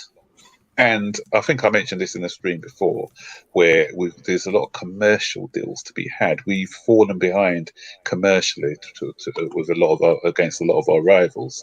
As you see, we're number 8 in that list now for the richest clubs. So we haven't really invested a lot in good sponsorship deals. And what the Americans can do, the Ricketts are worse than that, though. Yeah, but if you look at Bowley, as you know what he said. Has anyone seen the interview Bowley made? He made a couple of interviews. Not sure if anyone's listened to any of them. One of the things that he said is obviously he's already looking at the sort of the revenue side of it, because he said that the reason why with football is a sort of a good sell in the States is because the time it comes on, because obviously we have different time zones. There's no other sport competing for that slot at that particular time. So that could be an advertiser's dream as well. So he's already looking at that. He's already looking at the commercial side of things and how we can maximize that for us. And, we want to be in a situation where we don't have to rely on an owner. We want to be self-sustaining, and we can be self-sustaining. We are the only club in London. When I say London, in the city, the heart of London, Tottenham, Arsenal, those are North London, but where we are, that's like prime real estate, and tourist attraction as well. I don't want a club to become like a tourist haven, but we've got that potential. They can build around it. Who was it who wanted the gambling? Was it the Ricketts or someone else who wanted to create this sort of? And I'm not a gambler, but they want to create the something. Bowley were linked to DraftKings and that. Was it the Bowleys or something? Yeah, yeah. And you know, there's you know, when you talk about like suite, you know, corporate suites and events and things like that as well. Yeah, the potential's huge in that part of Well, London, I think. I mean, the darker Well, side I was well, going to bring up one was the second. Chicago clubs. So one second. I should address this comment. Chelsea fanatic.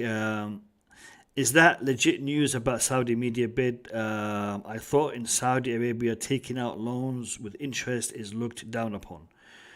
It's not looked down upon. It's against the law. It's against the law. It's not looked down upon. You can't do it. You can't do it. However, there is ways where you can.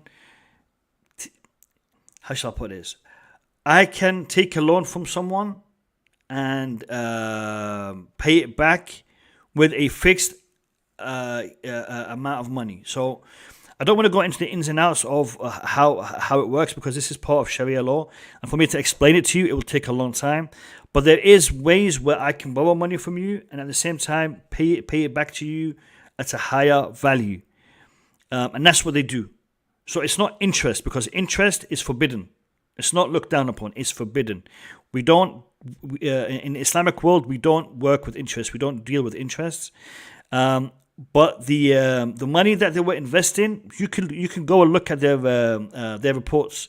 The Saudi media group, go and look at the financial statements and the projections for this year and for next year, and you will see those figures. So they do have a lot of money, but they don't have enough money to invest specifically into into Chelsea Football Club by themselves. They would have to have either external entities helping them or taking money from banks. And like I said, it's a different system. It's not the same as the system we have here in the West, but there is a system in place. Sorry, Declared, I apologize, mate. Carry on.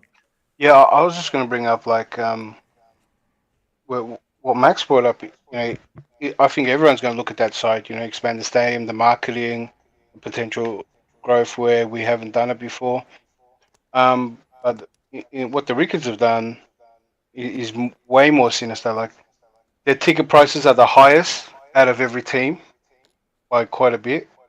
The club has $1 billion. They're $1 billion in debt, and coming to a club like Chelsea that is going to be free from debt gives everyone a blank check to write whatever debts they want, I guess. And then what's the other thing? Oh, they had no plans for in team investments. They had sibling infighting, which made poor decisions. You know, when you got infighting like that. So this is what the Ricketts would bring in, and then this is what any owner can do. They can start doing like what's happening at Arsenal. Arsenal are that model too. They bring out merch all the time. They got the highest memberships, the highest tickets are ingoing. So there is a more abusing the fans side of making money, which is what I fear as well. Even though I'm down here in Australia, I think that it's not. It's abusing the fans. And I heard Do that. you think? Yeah. Don't you think the Roman was trying to make assurances that this sort of thing's not going to happen? So I'm hoping that once it gets down to the interviewing stage, which is going to be in a couple of weeks' time, that Bruce Buck, you know, will be sensible enough, as well as Marina and who's our CEO? Can't remember the guy's Eugene. name. Eugene No, not Eugene Tenenbaum. There's another Guy Lawrence. That's him, Guy Lawrence. Right, Yeah. I'm hoping that these guys will have a look at how they've run other clubs, how they've done, and just dismiss them, because obviously we've seen this. You know, we've seen the reports, we've seen what's happened with their club, how they made a shortlist in the first place. I don't know.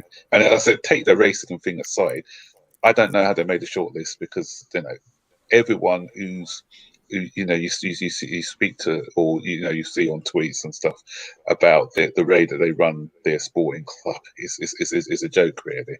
So you know, if Roman does want the best for us, and I think he does, then I think he's going to look at them and say, you know what, I don't like the way that they treat their supporters and run a sporting group. So I just cannot see them being the preferred buyer. Can If we they are, can I'll we be very shocked. can we like get 80 likes, please? Let's just get to 100 likes. Come on. One was seven. Smash Eight. that like button. Come on, lads. You're teasing me. You're teasing me with 82 likes. I haven't actually requested any likes on the stream today. We've been streaming for nearly 2 hours. We haven't asked for likes. So the fact that you've given me 82 likes already, I really appreciate that.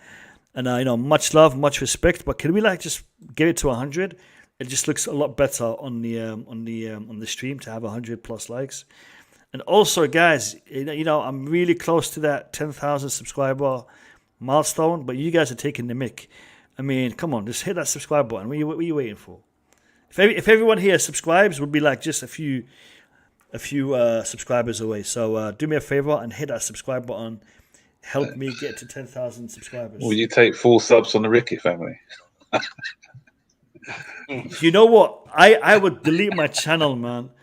Listen, seriously, I'll be honest. That's the next thing they'll do. They'll be getting onto all the big YouTube channels and they're trying to win us over, won't they?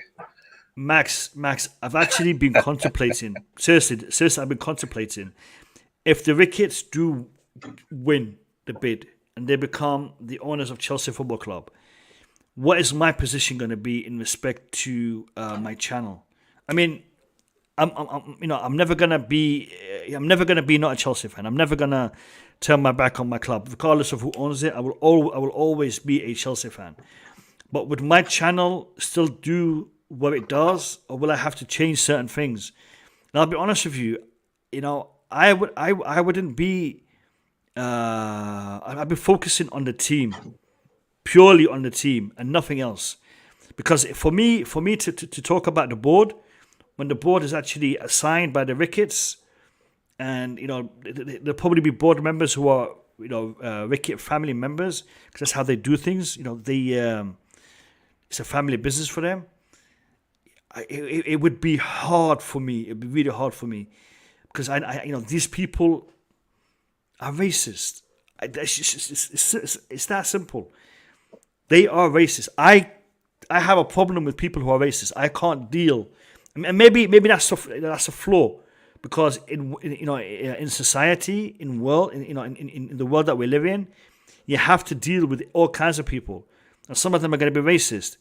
But once I know someone is racist, the way I deal with them is different. I'm not me. I'm not Mo. This Mo that you're seeing. I'll still be, a different. I'll be Mo, but I'll be a different version of Mo dealing with those people, because when someone is racist, I don't know. I change the way that I interact with them. I change, and I don't want to be that. I don't want to be that person. I love my club. I love my team. Even the people in my club who I have disagreements with, it's disagreements about the way they do their work. They handle their business. I don't have a problem with the way that they think, their ideology, their mentality. When I have that, then I have a problem. I mean, even Roman Abramovich, who I disagree with on many issues, I didn't have any problem with him in regards to the way that he ran my club. I was totally happy with that. I still am. But other issues I had a problem with, but it didn't affect the club.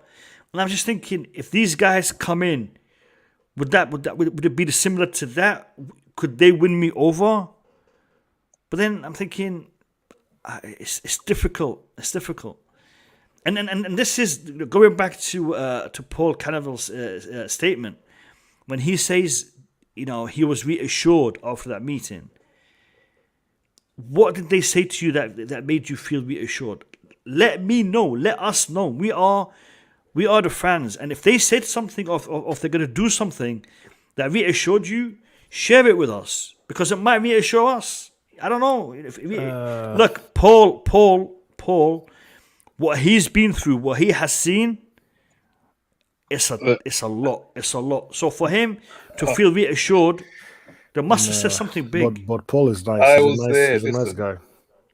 He's a nice guy. He's a nice guy. I don't think he would be offended the way some people, you know what I mean? So I think he would be more, anyway.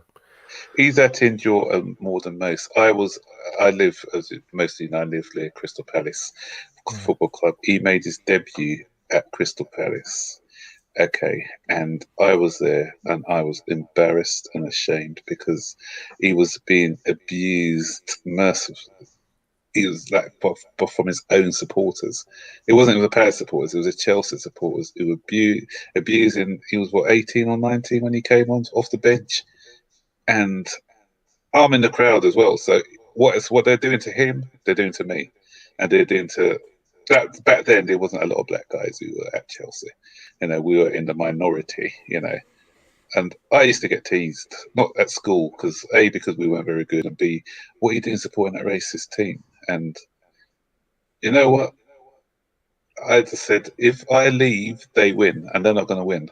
They're not winning, by driving me out of the club that I started supporting. So I stuck with them. And now it's a multicultural club, as you know, Mo.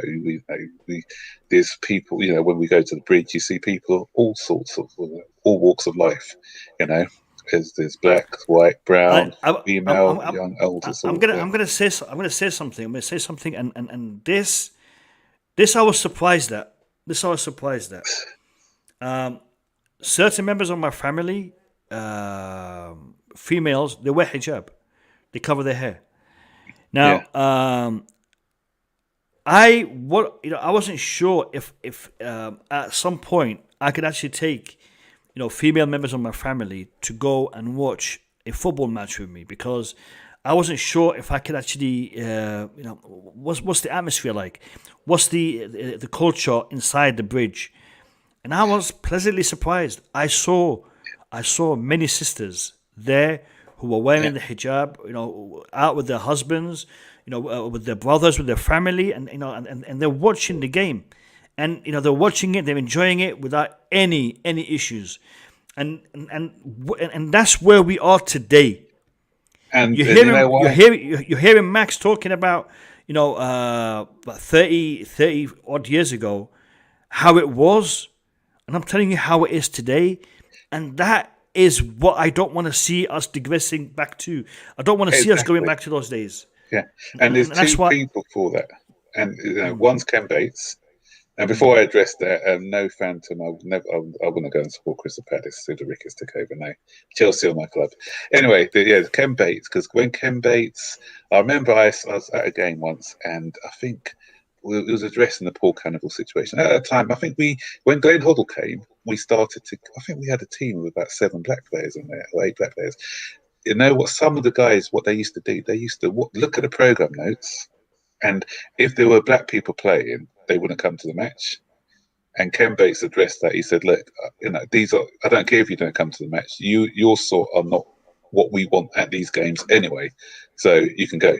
So he did a lot for that. And then, but what Roman did, he took it even further as well, because obviously we are a club now who stand up for racism, and we are a club who are very diverse, and we don't want to go backwards. We don't want to go backwards by having owners with that sort of view, because we've come a long way, and let's just keep that energy going.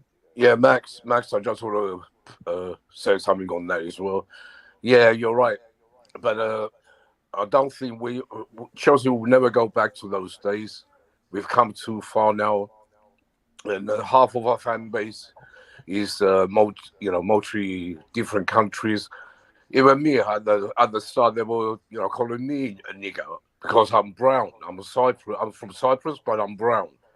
So you dirty packet and all this rubbish.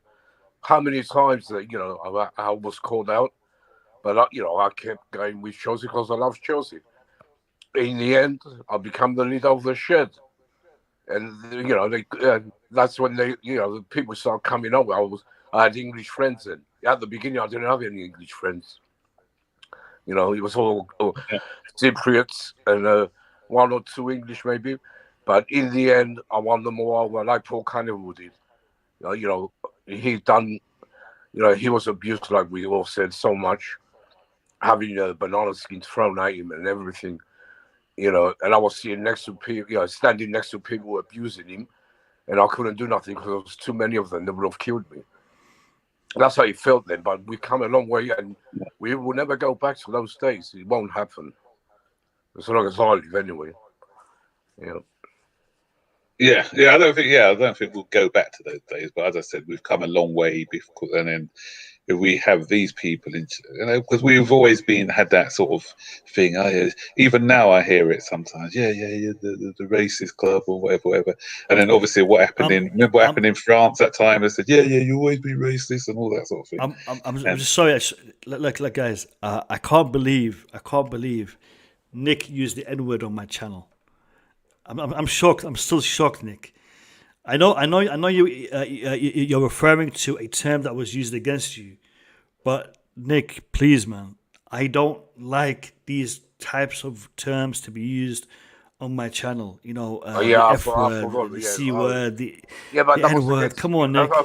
I know. I know the context they used it in. I know it's not nice. You're referring. Yeah, but listen, that word, it's a big word, man. It's a big word, and there's how shall I put this? There's a lot of pain behind that word, and it's used too easily. It's used too easily by certain people in certain cultures, in certain lifestyles. But it's how shall I put this? The history of that word, the way that it was used, the meaning of the word, the perception of that word, is big. It's big. So please, Nick, just avoid using that kind of terminology. Beg you, especially on my channel, because I was frozen when I heard you say it. I'm like, is this guy for real? So please, Nick, be careful when you use that word. Yeah, sorry about that. Yeah, cheers. I was just getting emotional when I think about things. Listen, I'm with you. I've experienced it. I've experienced that here. I know exactly what you're talking about. Yeah, don't worry. Yeah. I mean, when I was a kid, I'll give you one example. When I was a kid, I was the only person who is. I mean, I'm not even dark. It's my name. The fact that my name is Mohammed, and I was the only person who was ethnically not English in my school. I used to get in fights during break time. At break time, I'd get into a fight. I'd be attacked by 5-6 lads, and I'd be the one put in detention during the lunch break. And I'd be like, but I'm the victim here. Why am I in detention and those guys are not? And then the head teacher was telling me there's not enough room outside his office for six boys, but there's enough for me to stand outside his office for the hour lunch break. So even though I'd been attacked by a racial bunch of lads, I was having to put up with a racial head teacher who decided to punish me for being attacked in my previous break. So racism has many different faces, and we've all experienced it it differently depending on where we've lived, what time period we've lived in. Because thankfully today I'm in London, and London today is a very diverse city. When I grew up in Yorkshire. At a time when there wasn't that many, ethnic minorities in the part of Yorkshire that I lived in. So, everyone experiences things in a different way, in a different manner. Listen, people, the stream has been going on for 2 hours and 8 minutes. We still haven't hit 100 likes. We're 7 likes away. And did we get any new subscribers? Let me have a check if we got any new subscribers. Well, we got a couple of new subscribers. So for those of you who subscribed, thank you very much. For those of you who have liked the stream, thank you even more. I'm going to give everyone a couple of minutes to give me their closing remarks.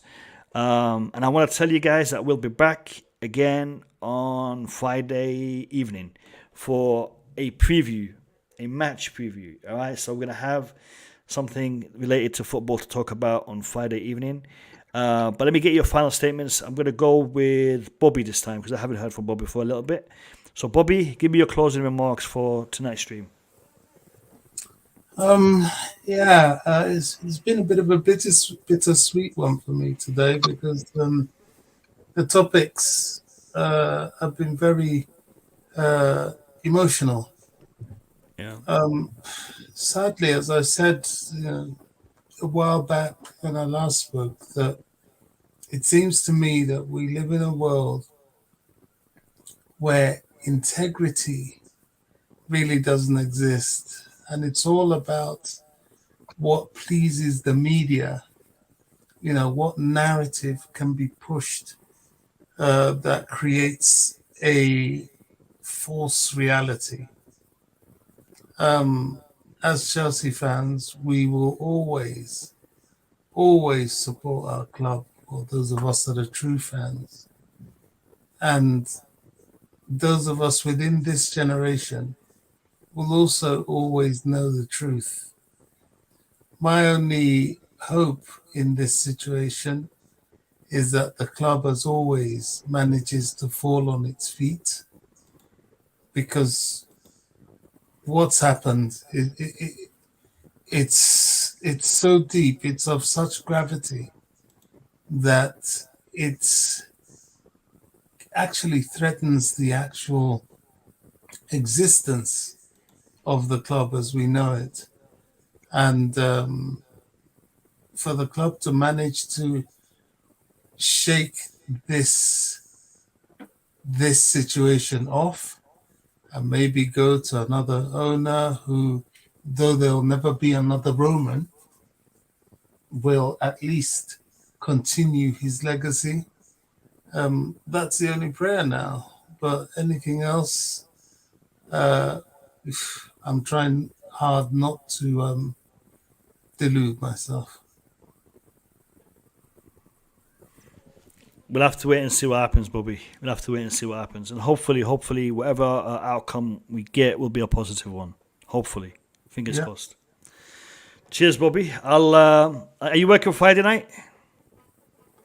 Well, I'm working every night, but I can find my way to shift a few hours here and there and Sweet. join any platform. All right, sweet. Because we'll be doing a match preview, and we haven't done one for a while, so I'm looking forward to seeing some of your formations and your lineups and whatnot. Looking forward to that. All right, Yeah. Bobby. Have a good night, brother. I'll see you on Friday. Take Thanks, care. guys. Thanks. Cheers, Bobby. Bye. Take care. Have a good night. Bye bye. Bye bye. All right, let me go to. I'm gonna leave. I might leave Eric to the end. Yeah, I'll go to Nick Blue. Nick Blue, give me your final thoughts, mate. Nick Blue? Yeah, first of all, sorry for saying them words again. It's not the first time. I know sometimes I just don't think, correct. I know what you're talking about. Yeah, at the moment, after the Abramovich sanctions and we had all that, then we had all these bidders. We're thinking who's going to be the right one. We don't really know. It's all getting to us. Then today we hear about Paul Canoville. That's it's just making things worse. So we're waiting for some good news, and the only good news we do have some good news because Roman is out there trying to end this bloody war, and this war is bloody. Children are being killed every day. You all see every day, every minute on the news. So the only good thing is what Roman is doing right now. And I hope the government regret their decisions because what they will do one day. But it's a shame because we've lost a great legend, owner, gentleman. We've lost him because he ain't gonna come back. Not after what they did to him. That's the only bad thing. But like I said before, he will be back as a fan. If not next year, it could be even next season. We don't know what's going to happen. So we have to get together as Chelsea fans and stop all this rubbish, on Twitter and all that, condemning players who don't deserve it. Especially Paul Campbell doesn't need that. He's got this. He's suffered enough, and he's still suffering from all that. and just get together and support your club and stop, all this racist abuse on people.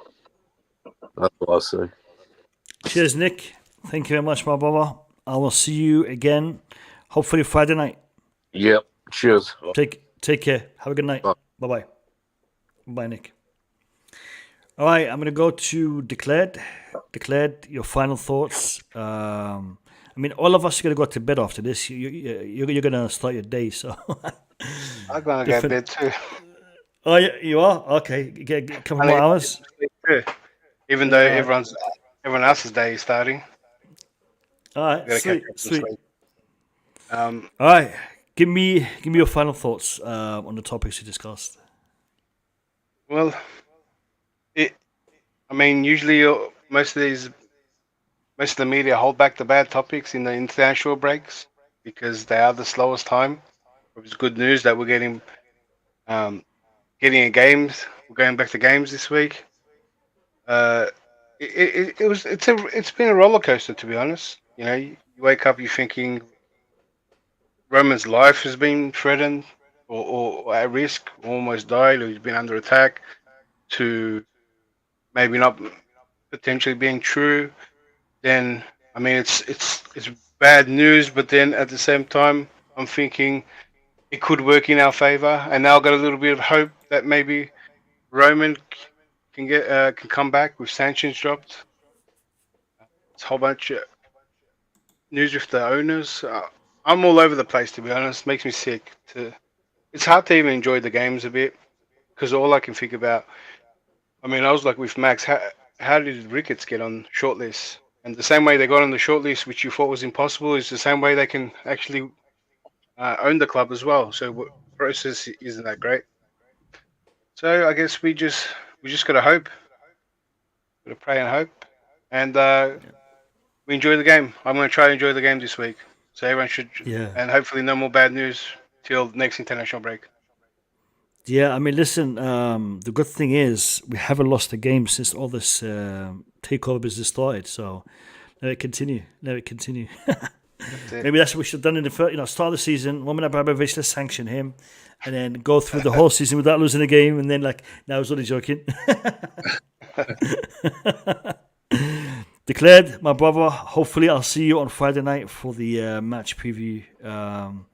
Until then, enjoy the rest of your week. Will Take do. care, See brother. everyone. Okay, mate. Take care. Have a good day. Cheers, Nick. Cheers, Declared. Sorry, Nick. Declared. All right. I'm gonna go to. I'm gonna leave Eric to the end. I'm gonna keep him waiting. Let's go to Max Burton. Max Burton. Final thoughts, Okay. mate. Yeah, I've already discussed Canoville, so I won't talk about that anymore. But I wasn't here earlier for the Abramovich one, and I just think it's ironic how he's doing more for peace for this war than our government is, because the government are just doing empty gestures like sanctioning and not really doing anything. So they're sanctioning this guy whilst he's out there risking his life to try and negotiate some peace talks, which I find a bit, And so a lot of these MPs, the ones who are very critical of him, especially, who's that guy, that I can't remember his name. He's just so Chris Bryant. insignificant. Well, yeah, him. Yeah, I choose not to remember his name, but he was even belittling that, wasn't he? At one stage, saying that he wasn't having peace talks with him, and so it's Piers Morgan. Piers Morgan's another one, yeah, saying calling him a weasel or whatever. So you know what? These guys, that's what I'm saying. Some people do not know the facts, do they? They just go on what they hear about some people with agendas all the time. That's why sometimes, then, as fans as well, let's not believe everything we read, because that's what sometimes we hear a story and we just tend to run with it without doing research. So, I get quiet now and again, but I always try and do my research and find out a bit more, because all is not what it seems to be. Okay, and we know that even in whatever media is, they kind of spin it. Okay, so there's good guys and there's bad guys, and it's all driven by media agendas. So let's just be critical thinkers. Let's think for ourselves, guys, before jumping to conclusions. And the other thing I want to say, because obviously it's on the transfers, I missed that part as well.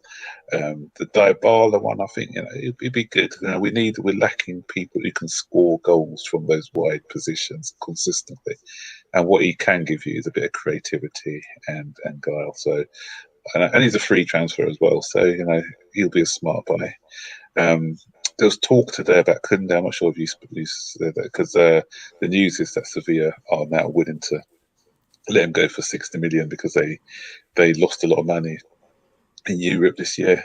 So we've done a lot of groundwork there. I'm not sure whether because the new owners is just going to scupper that deal, but hopefully enough groundwork has been done. And if we do keep a lot of the people who were there beforehand, maybe that can be a seamless move as well. Because, and I've said it before, and I'll say it again, I'm one of these people who think we don't need to buy big. We just need to buy smart now. So that's what we can do.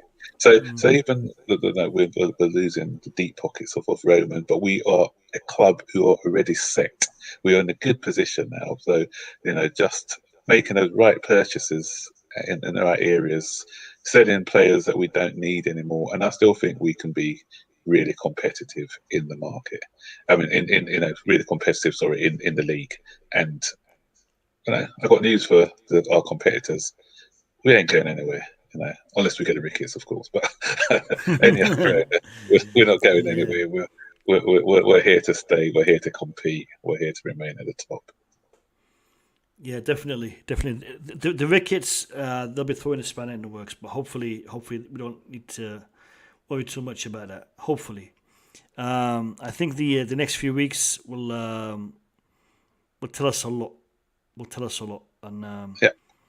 I'm even hearing that new bids can still be. Apparently, I'm hearing until the 11th or something. Yeah. So you never know. I mean, something could happen, and the fact that new bids are still potentially allowed to come in.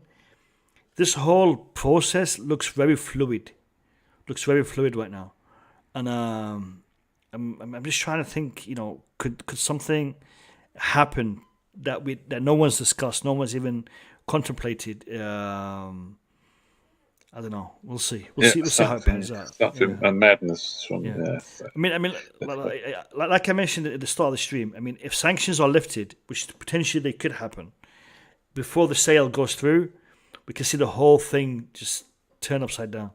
The whole thing, because the whole process will be frozen, because Roman Abramovich will then have direct access to all the process of the transaction. The British government would not have anything to say in it, apart from talking about whether or not this person, the new buyer, is of good character to own a British or an English football team.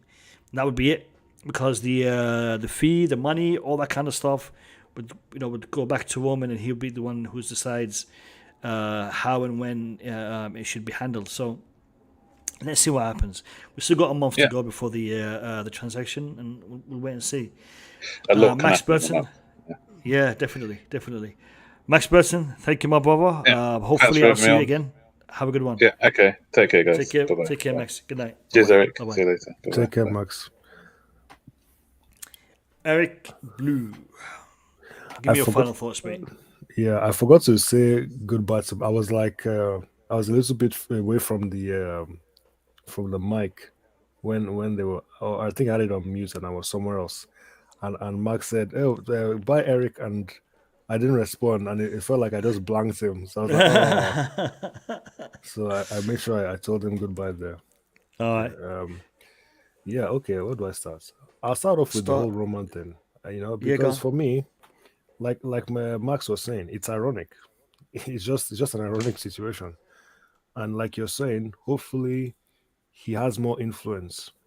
The sanctions get eased at least, and Roman isn't made to be this kind of villain.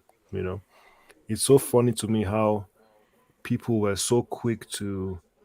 And the funny thing is, the media were very funny with it. They didn't say anything that could get them in trouble. They just went, "Oh, he has ties with Roman. He's close. Sorry, he has ties with Putin. He's close to Putin."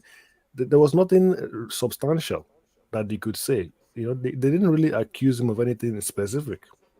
And yet, the idea was supposed to be that, oh, Roman is this guilty guy who doesn't deserve, he deserves all that he's getting, this, that, the other.